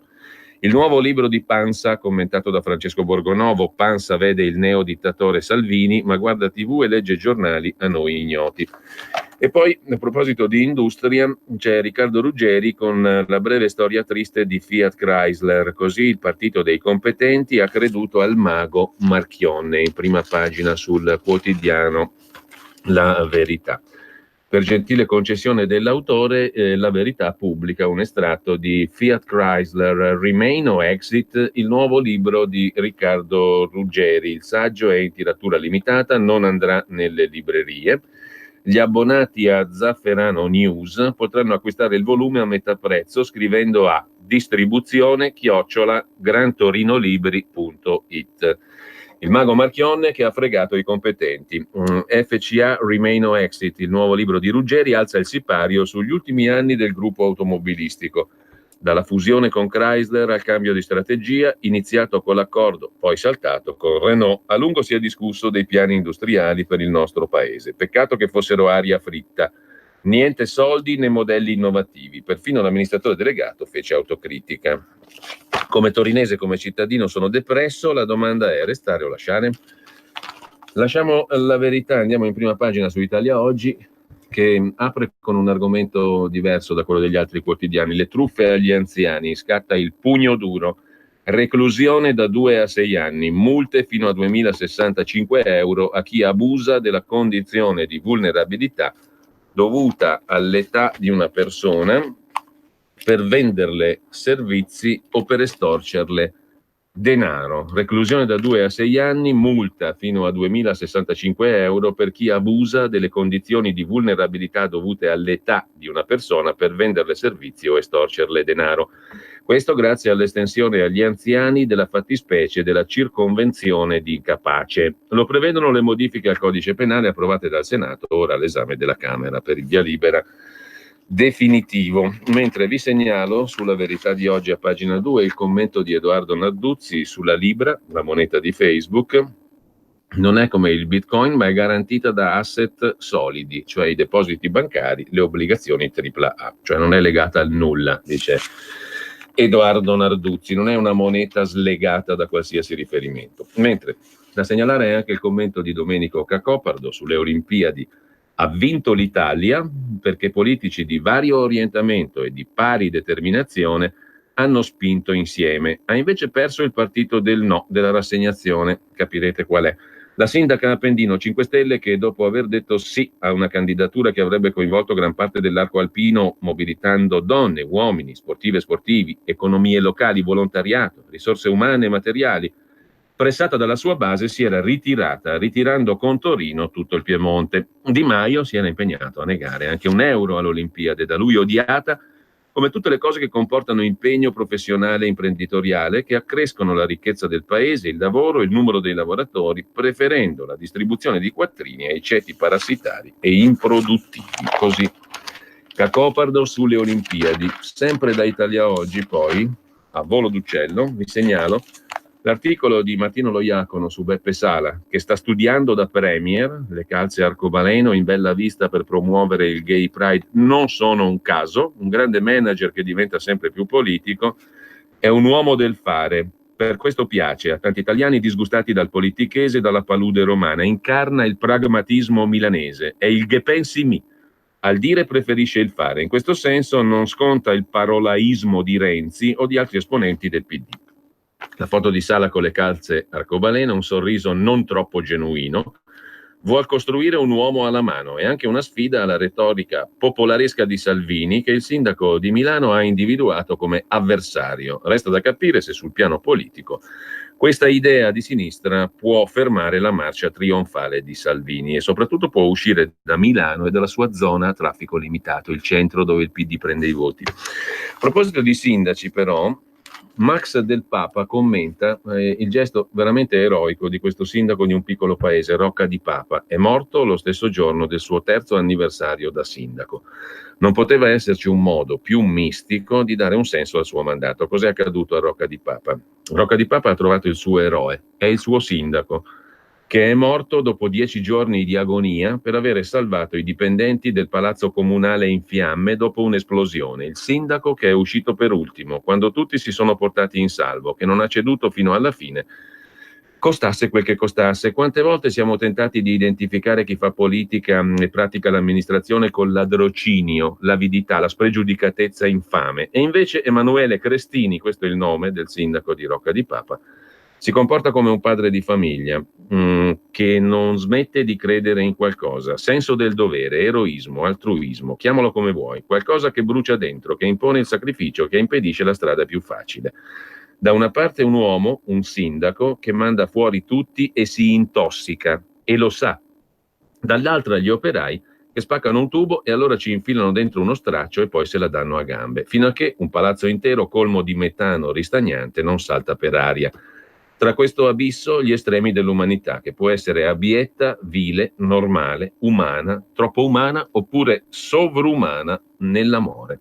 Il gesto di Emanuele Crestini è talmente assoluto da farci paura, scrive Max Del Papa su Italia Oggi, perché non siamo più abituati ad accoglierlo, perché ci sembra ormai troppo alieno, troppo distante, troppo diverso da noi e invece Di eroi per caso, per necessità, per slancio, chissà quanti ne nascondiamo alla bisogna. Giusto ricordare questo sindaco di Rocca di Papa, Emanuele Crestini. Mentre sempre da Italia Oggi, Franco Carinci su come riuscire a dare una notizia giudicata scomoda allo scopo di non farla leggere, le tecniche dei cosiddetti giornali indipendenti. Il pezzo è molto interessante. Se ci sono giornali che godono della fama di stampa indipendente, sono Corriere della Sera e Repubblica. Non lo sono nella selezione delle notizie da riportare, nella scelta dei titoli, nella distinzione fra ricostruzione e valutazione dei fatti, nel far riferimento a voci citate come provenienti da ambienti vicini a Tizio e Caio, anche quando si tratta di incontri col Presidente della Repubblica. Insomma, il modo di riuscire a dare una notizia giudicata scomoda per non farla leggere. Mentre da segnalare c'è anche il pezzo di Stefano Lorenzetto, peraltro tratto dall'Arena di Verona, sulla mafia che chiuse gli occhi a un uomo, Mario D'Aleo. Il libro Per sempre fedele racconta il sacrificio di questo capitano dei carabinieri che teneva invece gli occhi ben aperti dalla sua caserma a Monreale. Fu ucciso dalla mafia che aveva già assassinato il suo predecessore, Basile. Venne ammazzato perché non guardava in faccia a nessuno. Un altro uomo eroico, appunto. Non era disposto a chiudere un occhio in un territorio dove per lasciarti vivere la mafia vorrebbe invece che li chiudessi entrambi. Così hanno provveduto loro, glieli hanno chiusi gli occhi per sempre.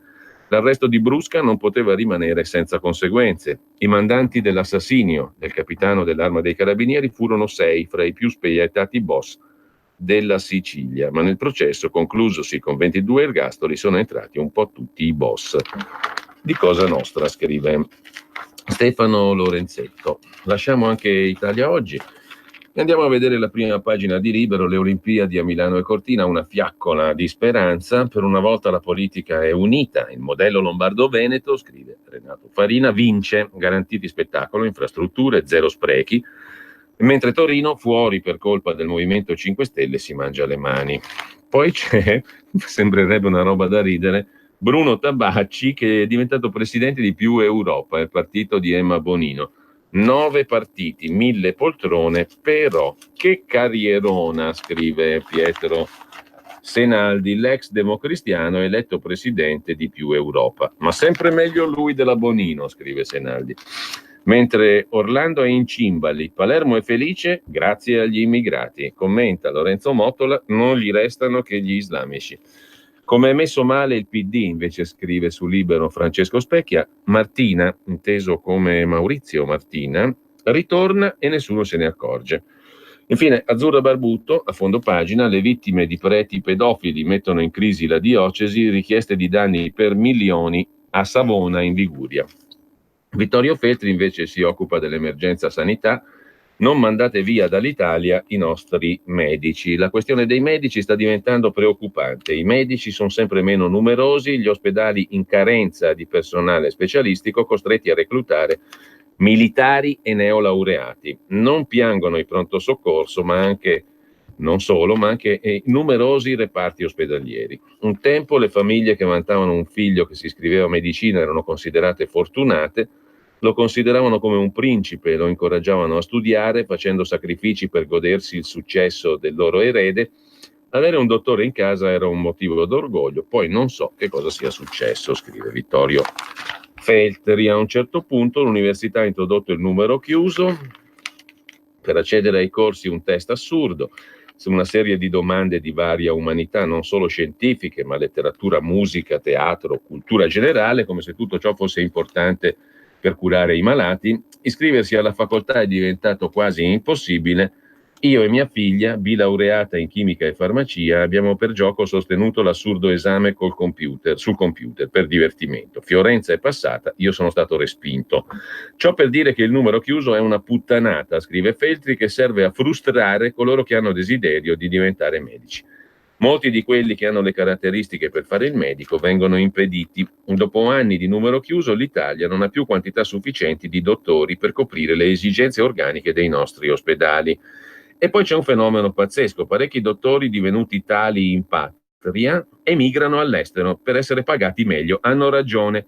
Qui se la devono cavare con 2-3 mila euro, vergogna, mentre altrove raddoppiano lo stipendio. Ovvio che se ne vadano. Per trattenerli bisogna abolire gli ostacoli verso l'iscrizione all'università e versare a chi lavora nel settore una retribuzione adeguata alle sue capacità.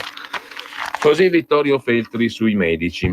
Il Fatto Quotidiano che cosa invece ci propone?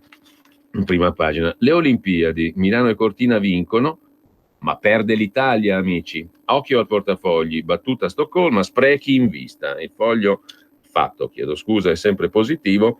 Ogni edizione da 50 anni finisce con mega buchi per città e paesi organizzatori e maxi aumenti di tasse, senza dimenticare le retate dell'Expo 2015, delle quali si occupa in dettaglio Marco Maroni a pagina 4. Quel che resta dell'Expo, amici, arresti e un buco da 1,5 miliardi di euro. L'ultima impresa a Milano, il giubilo per l'assegnazione delle Olimpiadi. Ma solo 4 anni fa la kermesse sul cibo è stata accompagnata da scandali, favori e bugie. 2 miliardi il costo della kermesse di Milano 2015, l'Expo per le casse pubbliche. 700 milioni i ricavi da biglietti di ingresso e dalle diverse sponsorizzazioni dell'evento. A Milano Sala è imputato per falso. A Como c'è il processo per il mega appalto della Piastra, scrive il Fatto Quotidiano, che poi in prima pagina con Marco Travaglio si occupa di Dibba, Gigino e i fuorilegge. Di che si tratta? Ah no, c'è un'altra roba che riguarda Salvini, scusate. Retata per mafia in Puglia, Salvini esulta, poi esce la foto di uno degli indagati sul palco col suo amico eurodeputato Casanova, quello del Papete Beach. Salvini, mister Papete, e la foto con l'indagato per mafia, Guido Stefanelli, finito in un'inchiesta per concorso esterno con la Sacra Corona Unita, posa sul palco di un comizio di Casanova, l'eurodeputato della Lega. Il Viminale esulta per il blitz, ma sui social circola lo scatto con i dirigenti leghisti. Guido Nicola Stefanelli è sindaco di Scorrano, è accusato di aver promesso appalti e gestione di servizi pubblici a un gruppo mafioso in cambio del sostegno elettorale ai clan. La foto, se ne fai 3.000, dice uno, e poi quella lì ti inguaia. Mentre, dicevamo, Marco Travaglio si occupa di Dibba e Gigino. Molti ci chiedono un'opinione sulla lite fra Di Maio e Di Battista. Hanno ragione e torto tutti e due, scrive Travaglio. Dipende dal punto di vista. Di Maio e Di Battista sono persone per bene, credono in quello che fanno. Persone per bene, la patente gliela dà lui. È ipse dixit, ipse battezavit, vale a dire è lui che garantisce che sono persone per bene e lui è scritto con la L maiuscola, naturalmente, cioè Travaglio. Marco. Di Maio e Di Battista, due persone per bene che credono in quello che fanno in un mondo politico di malfattori. Solo essi sono buoni. Di Maio è il vicepresidente del Consiglio, ministro dello sviluppo e del lavoro, capo politico dei 5 Stelle, eletto nel 2017 dagli iscritti. A 32 anni sta imparando rapidamente 4 nuovi mestieri. Di Battista è un privato cittadino ex parlamentare, ha deciso di prendersi una pausa per dedicarsi alla famiglia, alla passione dei reportage dal terzo mondo, me cazzo campa questo, seguitando a far politica dall'esterno, anche col libro Politicamente Scorretto. Me cazzo campa questo. Di Maio, questo naturalmente non lo scrive Travaglio, ce lo domandiamo noi internos. Di Maio è uno dei 2 politici più potenti del momento, deve confrontarsi con i doveri istituzionali, gli equilibri del movimento. Un alleato abile, debordante e scorretto, la Lega di Salvini, che in quest'anno di coabitazione ha cannibalizzato e sputtanato i 5 Stelle, eppure al prezzo Di Maio buono, Salvini scorretto, ed è già elegante Travaglio. Eppure al prezzo di molti errori, defatiganti mediazioni sull'orlo della rottura, compromessi al ribasso come il salva Salvini dal processo di Ciotti, è riuscito a portare a casa una serie di misure che appartengono al DNA stellato estranee a quello leghista. Decreto dignità, anticorruzione, blocca prescrizione, stop al bavaglio intercettazioni e alla svuota carceri, reddito di cittadinanza, abolizione vitalizi, taglio pensioni d'oro, cancellazione dell'immunità in vertici Ilva, congelamento provvisorio TAV Torino-Lione, riforme costituzionali su taglio di 1/3 dei parlamentari, referendum propositivo, riduzione del quorum. Ha bloccato i propositi leghisti su mega condoni fiscali e depenalizzazioni dell'abuso d'ufficio e del peculato, trivelle petrolifere, inceneritori, stoppato una versione devastante delle autonomie regionali differenziate, si batte per il salario minimo e taglia lo stipendio dei parlamentari. Ha dovuto rinfoderare le promesse irrealizzabili su TAP e Ilva, pagandone le conseguenze. Nulla si sa di altre promesse manette agli evasori, diritti dei rider, no al TAV, riforma della RAI, conflitto di interessi, revoca della concessione d'autostrade. Ora, non per il destino cinico e baro, ma per scelta, Di Maio porta sulle spalle un macigno di responsabilità e problemi che schiaccerebbe una mandria di bufali, specie dopo la disfatta delle europee. 6 milioni di voti persi su 11. Di Battista non ha responsabilità per sua scelta. Dall'esterno tende a vedere il bicchiere mezzo vuoto, mentre chi l'ha riempito a metà lo vede mezzo pieno. La sua posizione di Battista è più comoda, vabbè, basta, l'abbiamo capita, hanno ragione tutti e due a seconda dei punti di vista, mentre il Quotidiano Nazionale, Giorno Nazione Resto del Carlino, si occupa di 120.000 percettori di reddito di cittadinanza che stanno sul divano. Ieri dovevano partire le chiamate al lavoro, ma le regioni dicono è tutto fermo, reddito caos, restano tutti sul divano. Slitta la chiamata per il posto di lavoro che doveva partire ieri. Il sistema non funziona, scrive il Quotidiano Nazionale. Olimpiadi sì, anche se rubassero, è l'opinione di Michele Brambilla. Se anche qualcuno tenterà di rubare sugli appalti, come scrive il Fatto Quotidiano, l'assegnazione delle Olimpiadi invernali all'Italia resta un'eccellente notizia. È una provocazione, spero che nessuno sostenga che sto istigando alla corruzione. Ma è tale l'imbecillità dei professionisti del no a tutto che non si sa come rispondere se non con una provocazione. Raffaele Marmo invece torna commentando sulle ragioni del flop del reddito di cittadinanza. I tedeschi, che sono i tedeschi, ci hanno messo 4 anni per attuare il piano Hartz, inizio anni 2000, governo Schröder, servizi per il lavoro in Germania, è praticamente il reddito di cittadinanza alla tedesca. Noi, che nella versione grillina di Di Maio crediamo di essere i soliti italiani fenomeni, abbiamo pensato che il reddito potesse funzionare in 3 mesi.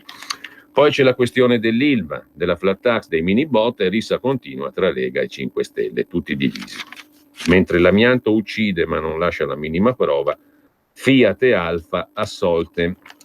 Assolti anche in appello ex manager di Fiat e Alfa Romeo per 15 morti sospette ad Arese, Milano, come in primo grado. La conclusione ha detto che è impossibile stabilire se la fibra presente nella fabbrica sia stata la causa dei tumori, questo sul Quotidiano Nazionale. Il Giornale invece come ci apre? Ci apre con le Olimpiadi. Vince l'Italia antigrillina. Il Lombardo-Veneto più forte dei veti dei 5 Stelle, a fare da 4 miliardi e 22.000 posti di lavoro, i giochi invernali 2026. E ancora in primo piano sul Giornale, il genio Di Maio prova a far chiudere l'ILVA, via l'immunità penale, e il governo gioca a guardie e ladri, una campagna elettorale infinita, commenta Adalberto Signore. La manovra di finanza pubblica, assestamento delle macerie, la Sea-Watch e l'ultimatum. Mentre lasciamo anche la prima pagina del Giornale, naturalmente il dosso milanese è tutto dedicato alla grande sfida delle Olimpiadi 2026, ma andiamo, tra l'altro nel Giornale di oggi c'è un inserto che commemora il 25 giugno del 1974, quando nacque il Giornale, 45 anni contro il coro. C'è la foto ovviamente di Indro Montanelli, la forza delle idee per costruire un nuovo futuro. Era il 1974, il Giornale nacque 2 anni prima del quotidiano La Repubblica. Cosa aspetti? Sostieni la nostra radio. Abbonati andando sul sito radiopadania.org. Clicca abbonati e segui le istruzioni. Facile, no?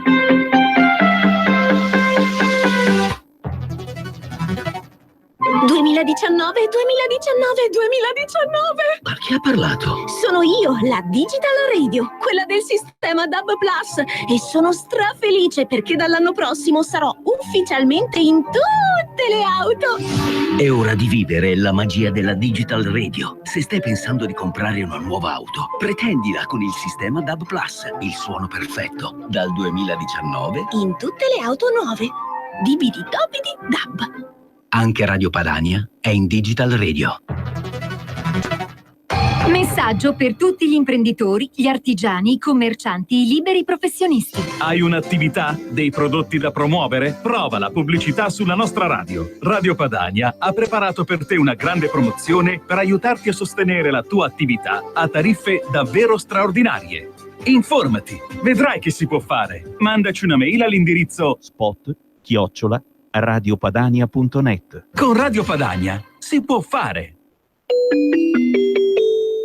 Qui Parlamento. E benvenuto e ben trovato per il nostro appuntamento quotidiano all'interno della rassegna stampa con il Qui Parlamento in collaborazione con il gruppo della Lega alla Camera. Al nostro ospite di stamani, Domenico Furgiuele, che dovrebbe essere già collegato con noi, eletto alla Camera in Calabria per la Lega, componente della Commissione Difesa e della Commissione Cultura, Scienza e Istruzione della Camera dei Deputati. Buongiorno e grazie Domenico per essere con noi. Buongiorno ai ascoltatori e ciao Giulio. Dunque, sono molti gli argomenti di cui potremo parlare sulla scorta della rassegna stampa.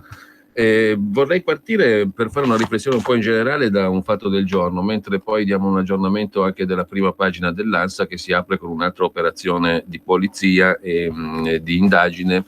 Arresti in Emilia-Romagna, un'operazione della polizia, misure cautelari nei confronti di appartenenti a cosche legate ai grandi aracri di Cutro. Un nuovo colpo all''ndrangheta in Emilia-Romagna.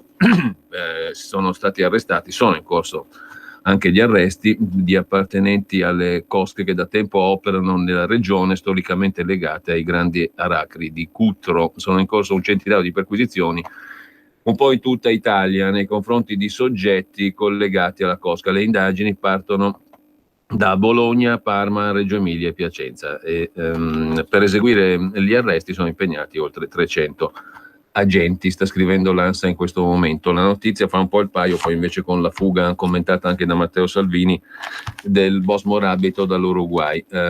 Comunque questo è per quanto riguarda la cronaca. Per quanto riguarda invece gli stimoli che vengono dalla rassegna stampa di oggi, direi Domenico possiamo partire anche da un commento sulla questione delle Olimpiadi che sono state assegnate a Milano e Cortina. Allora, molti hanno letto questa assegnazione come un altro degli elementi di divisione all'interno della maggioranza e del governo. Cioè, da una parte c'è chi dice sì, dall'altra c'è chi dice no, sostanzialmente i 5 Stelle, che, come testimonia il caso di Torino, hanno detto sostanzialmente no e sono rimasti fuori.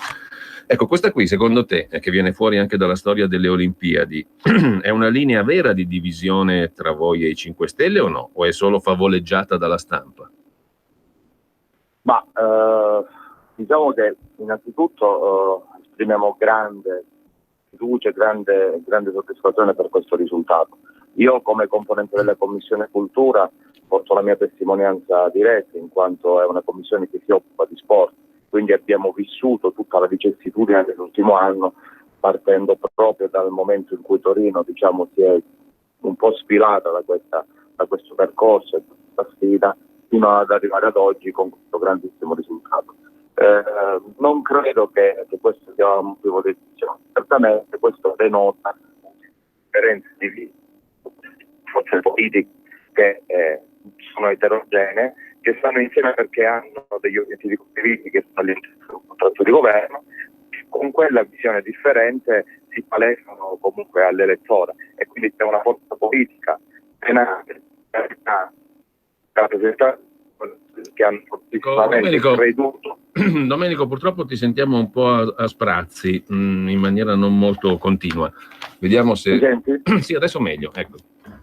Allora, dicevo, la differenza tra una forza politica determinata con degli amministratori territoriali che hanno puntato e hanno creduto ai loro territori e alle loro possibilità, e un'altra forza politica che anche con dei rappresentanti di governo hanno lasciato delle dichiarazioni, non sono io a dirlo, ma poi sono le cronache che lo testimoniano, che andavano in una direzione differente. Anche persone, magari rappresentanti del governo, del Movimento 5 Stelle, che si sono espressi in modo positivo e hanno gioito, che però soltanto nel mese di marzo dicevano che le elezioni e le Olimpiadi erano diciamo una perdita di soldi. Ecco, tra l'altro il quotidiano che è più vicino, diciamo così, ai 5 Stelle, cioè il Fatto Quotidiano, forse l'avrai già visto, esce questa mattina con un bel titolo ottimistico. Milano e Cortina vincono, ma perde l'Italia. Perché? Perché ci saranno sicuramente sprechi, ruberie, malversazioni. Come è stato per l'Expo a Milano? Non si può passare la testa prima di romperla, non si può essere sempre negativi.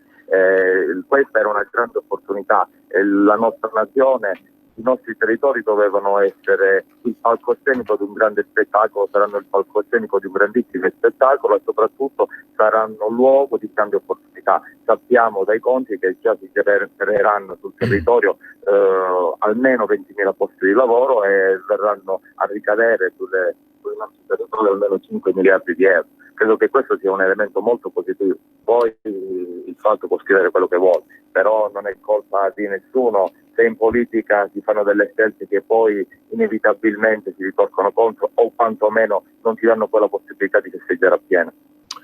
Ecco, un altro tema che è molto usato dai mezzi di informazione per sottolineare le divergenze all'interno della maggioranza è quello della flat tax, così come della tassa piatta, l'abbassamento drastico, lo shock fiscale, la riduzione delle tasse che propone fortemente la Lega. Di Maio continua a dire: ma le coperture dove le trovate? Gli ha risposto il viceministro Garavaglia dicendo: non ve lo diciamo, se no ce le copiate per il salario minimo. Allora, queste sono schermaglie simpatiche come quelle tra Giorgetti e Borghi sui mini bot, o anche qui c'è roba di sostanza secondo te? E poi al di là di tutto sono due questioni importanti, no? Tagliare le tasse e introdurre il salario minimo, come la vedi? Quando si fa politica inevitabilmente emergono le differenze, però poi torniamo ai fatti. Il nostro Stato ogni anno mette a bilancio circa 800 miliardi di spesa. Allora, nei meandri di quella spesa crediamo assolutissimamente che 15 miliardi siano stati già trovati. Non spetta a me dire dove, però io ti posso fare un esempio. Di recente soltanto il gettito della fatturazione elettronica ha prodotto 3 miliardi in più che prima non c'erano. Il risparmio sulla quota 100 e il risparmio sul reddito di cittadinanza altri 3 miliardi. Soltanto i dividendi delle società di Stato hanno occupato 2 miliardi, 2 miliardi e mezzo. Ti sto dicendo soltanto alcuni elementi, per non parlare poi degli 80 euro di Renzi, no? Che solo quelli andrebbero a pesare 10 miliardi. Non sto dicendo che andiamo a togliere e a prendere i soldi da lì, da quella parte piuttosto che da un'altra parte. Sto dicendo che nei meandri di un bilancio così corposo 15 miliardi si possono trovare per un provvedimento che è la flat tax, che voglio ricordare sarebbe il seguito già alla flat tax per le partite IVA con il regime dei minimi a 75.000 euro, quindi sarebbe solo il seguito, che andrebbe comunque ad investire un reddito da dipendente e investire su una platea molto più ampia rispetto a quella che già non investe di 80 euro di renta. Ti abbiamo perso, Domenico. Adesso diciamo alla regia di riprendere il collegamento telefonico con Domenico Furgiuele, deputato della Lega eletto in Calabria e componente della Commissione Difesa e della Commissione Cultura, Scienza e Istruzione della Camera dei Deputati. Adesso ci riproviamo con il collegamento telefonico, sperando che possa essere di migliore qualità. Peraltro abbiamo sentito fino a quando è caduta la linea. Eccoci qua di nuovo. Eccoci qua, ti sentiamo forte e chiaro. Non so fino a quando mi avete sentito. Insomma. Abbiamo sentito fino all'ultimo, fino a pochi secondi fa.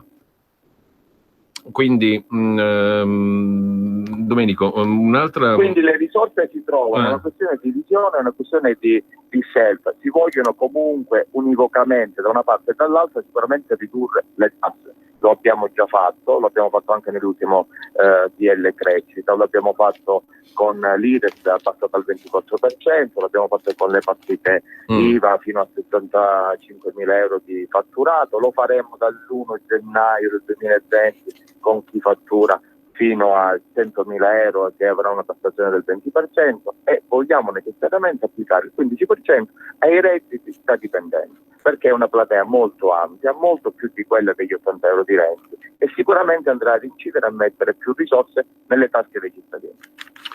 Ecco, un altro tema, il reddito di cittadinanza. Allora, salario minimo, la Lega è d'accordo? Ma sono tutti i punti che possono stare, che sono all'interno del contratto di governo. A noi importa assolvere quel contratto. Se c'è il salario minimo, noi possiamo fare anche il salario minimo. La cosa importante è che sia contemplato in questo contratto di governo. Ecco, ti dicevo del reddito di cittadinanza. Abbiamo appena letto un titolo in rassegna stampa del Quotidiano Nazionale che in prima pagina titola così: 120.000 sul divano. Perché? Perché slitta la chiamata per il posto di lavoro che doveva partire ieri, le regioni non sono pronte. E Raffaele Marmo sul Quotidiano Nazionale dice: ma i tedeschi, che sono tedeschi, ci hanno messo 4 anni per attuare il loro reddito di cittadinanza, il piano ARZ, a inizio degli anni 2000.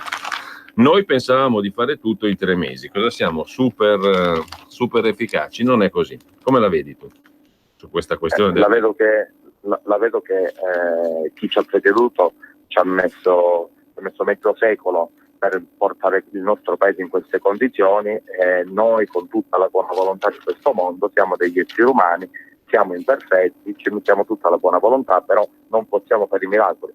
I provvedimenti devono avere il tempo di maturare e di entrare a pieno regime, devono essere organizzati i centri per l'impiego. Il reddito di cittadinanza non è un regalo permanente, è un reddito che arriva per un tot di tempo limitato e ha delle condizioni che devono essere assolte e per le quali il cittadino non ha l'agevolazione soltanto del reddito, ma ha un'opportunità, cioè quella di ricevere a casa una telefonata da parte di un dipendente, di un navigator, che guida il soggetto, magari il giovane meridionale, che ha perso anche la voglia di andare a trovare il posto di lavoro perché trova tutte le porte sbattute in faccia, allora viene guidato, viene agevolato nell'uscire di casa per andare a trovare questo posto di lavoro. Poi non è mica un regalo, ti vengono fatte delle offerte, se non accetti le offerte perdi pure quelle.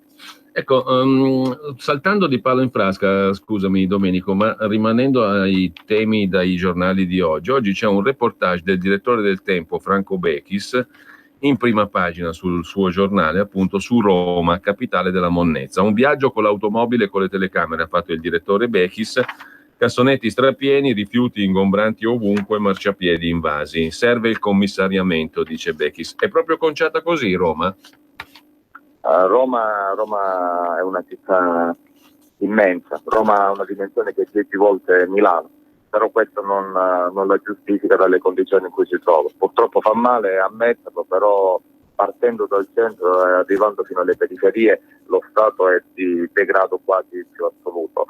Non voglio condannare la giunta Raggi, però credo che Roma abbia bisogno veramente di un piano dedicato, perché se non si interviene al più presto regnerà l'anarchia su questo territorio.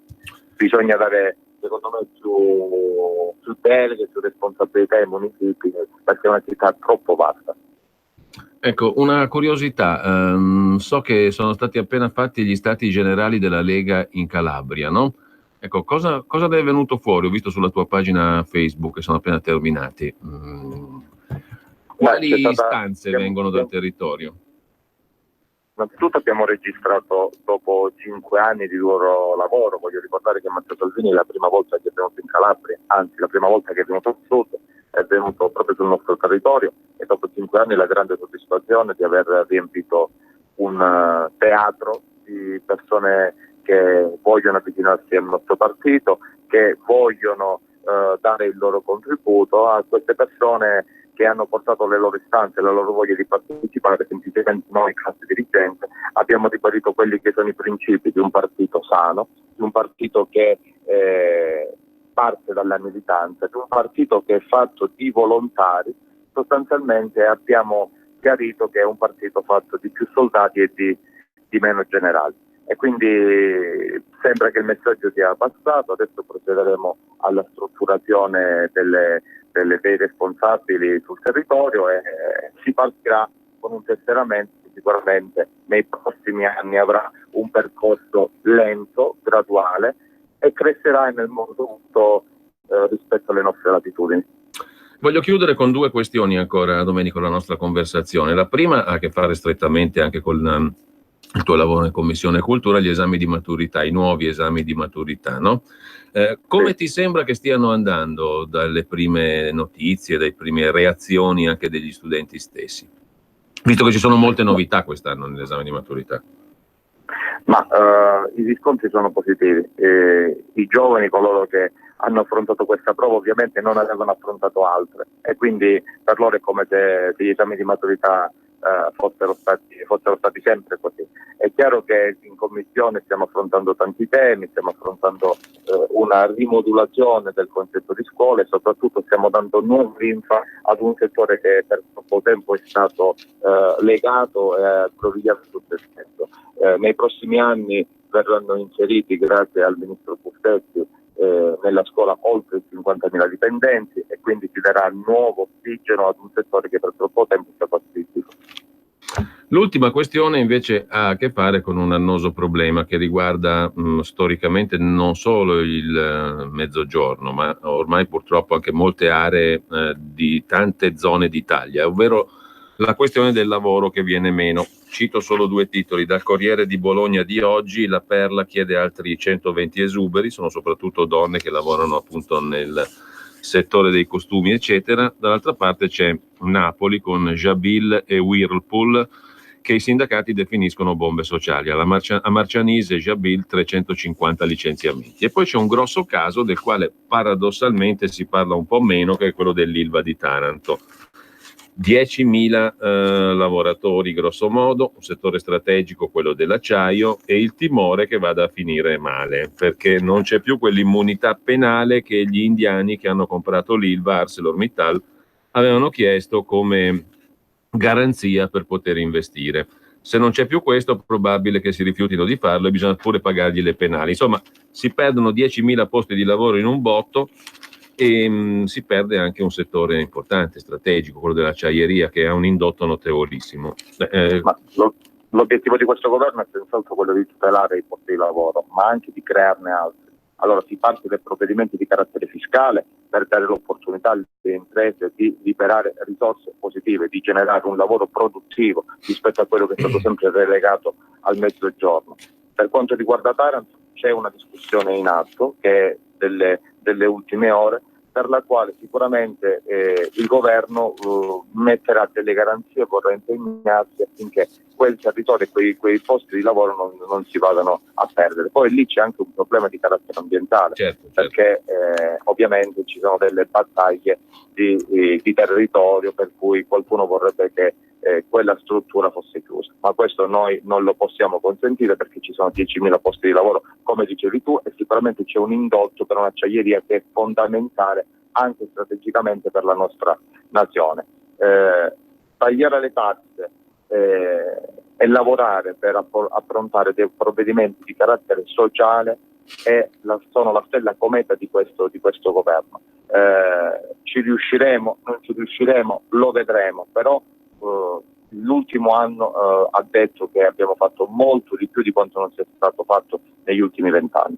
Quindi siamo fiduciosi, sicuramente con il partner di governo con il quale non è sempre facile dialogare, questo è il segreto di Pulcinella, riusciremo a trovare sempre sicuramente la strada giusta. Al governo ci sono 2 forze politiche democratiche che si confrontano proprio perché non sono dei gigli magici o dei comitati d'affari, ma sono fatti di persone che vengono dal basso e che hanno voglia semplicemente di fare del bene per questa nostra nazione.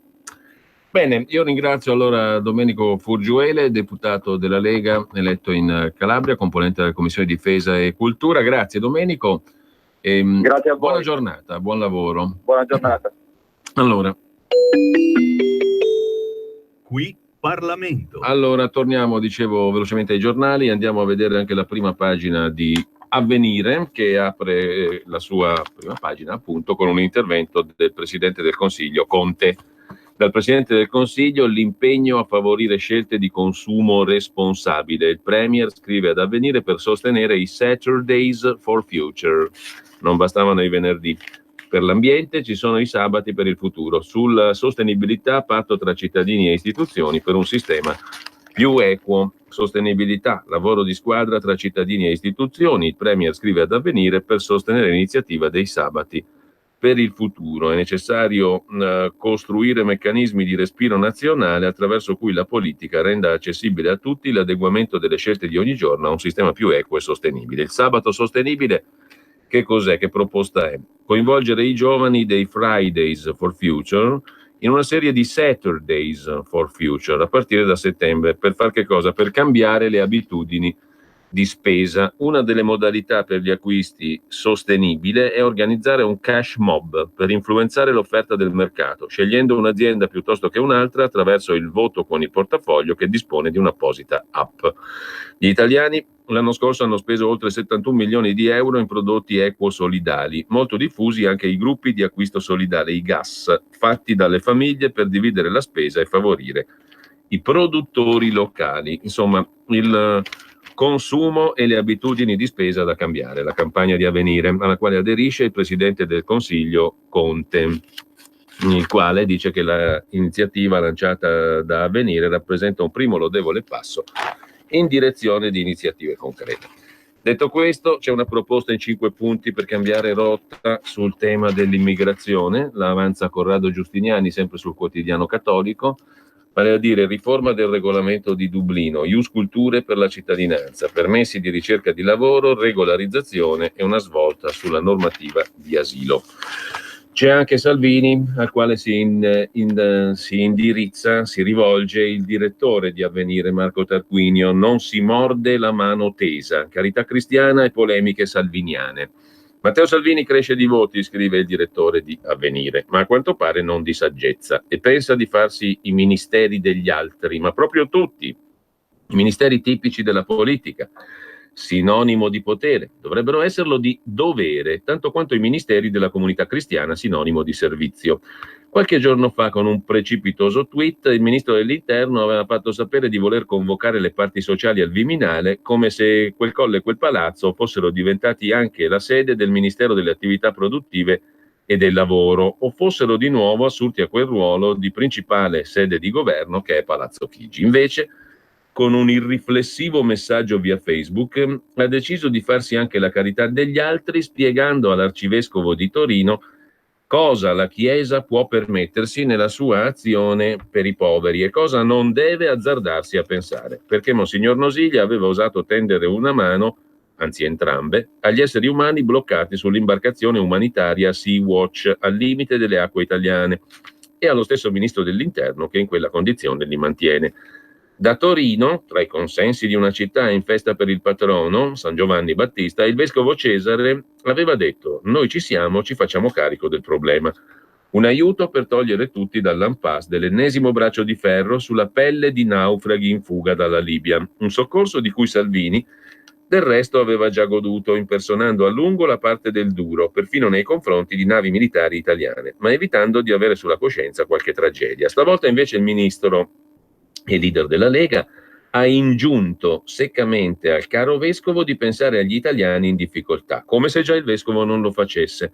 Per arrivare a dire una cosa del genere ci vogliono 2 impazzimenti o, se volete, 2 deliberate rinunce al buon senso. Prima di tutto una notevole dose di imprudenza e una doppia impudenza. Un'imprudenza è quella di chi si ritiene un unto del Signore e pensa di incarnare la legge. La prima impudenza è quella di chi mostra di saper poco o nulla della fede e della carità cristiana, ma ne straparla. La seconda impudenza è di chi sfida senza avere un'idea di che cosa sia e come viva la Chiesa di Torino e dello speciale carisma per il servizio ai piccoli e agli ultimi. Una Chiesa speciale e uguale nel cuore di una Chiesa italiana. Ma ci vuole anche un bel po' di arroganza, quella che porta il ministro a irridere anche il parroco di Lampedusa, che trascorre notti all'aperto aspettando l'approdo di chi non ha tetto, quella che travolge quasi sempre i politici colpiti da fortune elettorali e che ha già prodotto un sacco di guai al paese, mettendo in questione ciò che lo ha reso grande, non ultima la capacità italiana di vincere e far lievitare di solidarietà l'innato particolarismo dei suoi figli. Sarà che fa caldo qua dentro, però è venuto un gran caldo, mentre il Sole 24 Ore si occupa in prima pagina delle Olimpiadi, una ricaduta sul territorio da 4,5 miliardi e 36.000 posti. Questo sarebbe il frutto delle Olimpiadi invernali. Naturalmente poi un sacco di tangenti, di ruberie, di sprechi, di furti e via dicendo, come dice il Fatto Quotidiano. Sul territorio ricadute per 4 miliardi e mezzo, 36.000 posti di lavoro. Le università Bocconi, Milano, Ca' Foscari, Venezia hanno stimato l'impatto tra Lombardia, Veneto e Trentino Alto Adige. Per le regioni che ospiteranno i giochi una lunga stagione di investimenti. Se giocata bene, questa stagione potrà portare al territorio interessato un impatto economico di quasi 4 miliardi e mezzo, 2,8 Lombardia, 1,5 Veneto e Trentino Alto Adige, con un valore aggiunto di 2 miliardi, diviso in 1,2 miliardi Lombardia, 738 milioni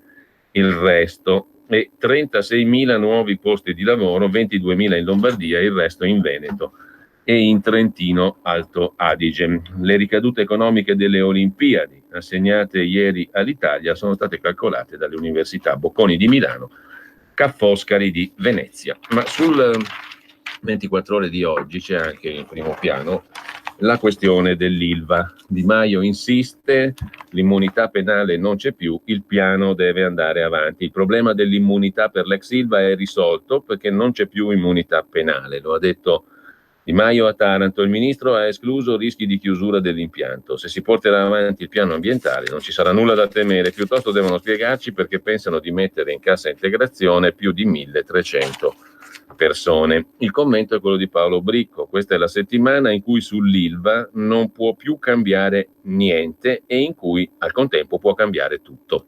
I 5 Stelle coerenti con la loro idea dell'inconciliabilità di salute e lavoro. La Lega non ha avuto la forza per tutelare gli interessi della sua antica base elettorale, il Nord che usa l'acciaio, scrive Paolo Bricco sul quotidiano di Confindustria. Dunque questa settimana una cosa non può più cambiare: lo scudo giuridico per reati compiuti prima dell'arrivo di ArcelorMittal a Taranto è stato eliminato. Allo stesso tempo questa settimana può cambiare di tutto, perché ArcelorMittal, di fronte alla cancellazione dello scudo giuridico, intrinsecamente unito alla possibilità di far funzionare un impianto tecnicamente sotto sequestro, può scegliere come comportarsi: rimanere esponendo in caso di problemi i suoi azionisti e manager alla magistratura, andarsene giudicando insostenibile il mutamento del quadro giuridico che ha modificato l'assetto contrattuale. A quel punto succederebbe un'altra cosa: l'eco di un'uscita di ArcelorMittal sarebbe enorme e lederebbe la reputazione del nostro paese in tema di capacità di respingere gli investimenti. Punto primo: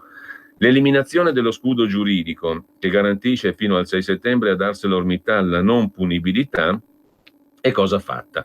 Come ha scritto più volte questo giornale, la tecnica parlamentare e i tempi dell'attività legislativa ne impediscono una rimodulazione, a meno che dalla prossima settimana la Lega non compia una scelta dirompente, magari pressata dagli acciaieri del Nord e in generale dagli imprenditori manifatturieri di tutto il paese che adoperano l'acciaio di Taranto per infrastrutture, ponti, componenti per l'automotive industry e gli elettrodomestici. Questa scelta consisterebbe nella definizione di un'altra misura che cancelli quella attuale.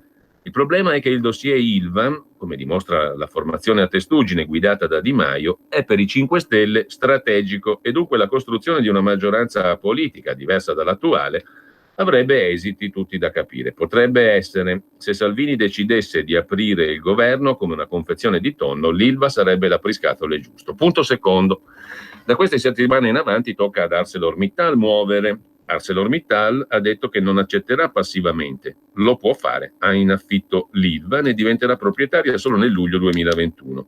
C'è l'obbligo di acquisto, ma con l'eliminazione dello scudo giuridico è cambiato tutto. I costi sostenuti sono finora minimi. I costi operativi più 15 milioni di euro di affitto al mese pagati anticipatamente per 6 mesi. La situazione in acciaieria non va bene, scrive ancora Bricco. Secondo più di un osservatore, ArcelorMittal perderebbe in Italia 1 milione di euro al giorno, più di quanto preventivato. Punto quarto: se ArcelorMittal andasse via, Taranto rischierebbe di diventare come Bagnoli. Occorre essere razionali. La razionalità dice che lo Stato italiano è uno Stato con la S minuscola, debole. Adesso toccherebbe un'opera di bonifica straordinaria dell'impianto e dell'ambiente. E la mano pubblica, Stato-Governo, oltre all'immane problema ambientale, dovrebbe occuparsi di trovare una nuova specializzazione produttiva a Taranto, capitale industriale del Sud. La diversificazione produttiva di Taranto è un classico della politica, buono per tutte le stagioni. I politici di ogni orientamento l'hanno prospettato. Il più convinto fu Renzi, ma anche Gentiloni. È un meccanismo tipico delle crisi italiane: prendi i soldi già stanziati, li impacchetti, gli dai un nome diverso, li destini ad attività plurime. L'attuale governo ha fatto lo stesso. Quinto punto ultimo: se Arcelor andasse via, sorgerebbe il dubbio sulla capacità dello Stato italiano di bonificare l'acqua, la terra, il mare di Taranto e di migliorare le condizioni di salute dei cittadini italiani che soffrono l'impatto durissimo di una delle più dure industrie di base del Novecento. Se Arcelor andasse via, con l'eliminazione delle condizioni giuridiche precontrattuali di una gara d'asta internazionale, ci sarebbe invece una certezza: nessun investitore internazionale verrebbe più in Italia. E non c'è molto altro da dire. Così Paolo Bricco sul Sole 24 Ore di oggi. Noi chiudiamo qua. Tra poco c'è Sulla Notizia, poi parliamo anche di Milano Arte e Musica alle 10 con il maestro Maurizio Salerno e poi naturalmente sentiamo anche le vostre opinioni sui meravigliosi, interessantissimi fatti del giorno. Ciao Ruspa, come butta? Guarda che sei in onda. Donare il 2 per 1000 alla Lega è importante per i progetti di Matteo Salvini? Sì, la gente lo sa. Sa pure che D43 è il codice da scrivere sulla dichiarazione dei redditi. Sì, D43, lo sa. E che se lo dice al suo commercialista fa tutto lui. No, Ruspa, questa non possiamo dirla in radio.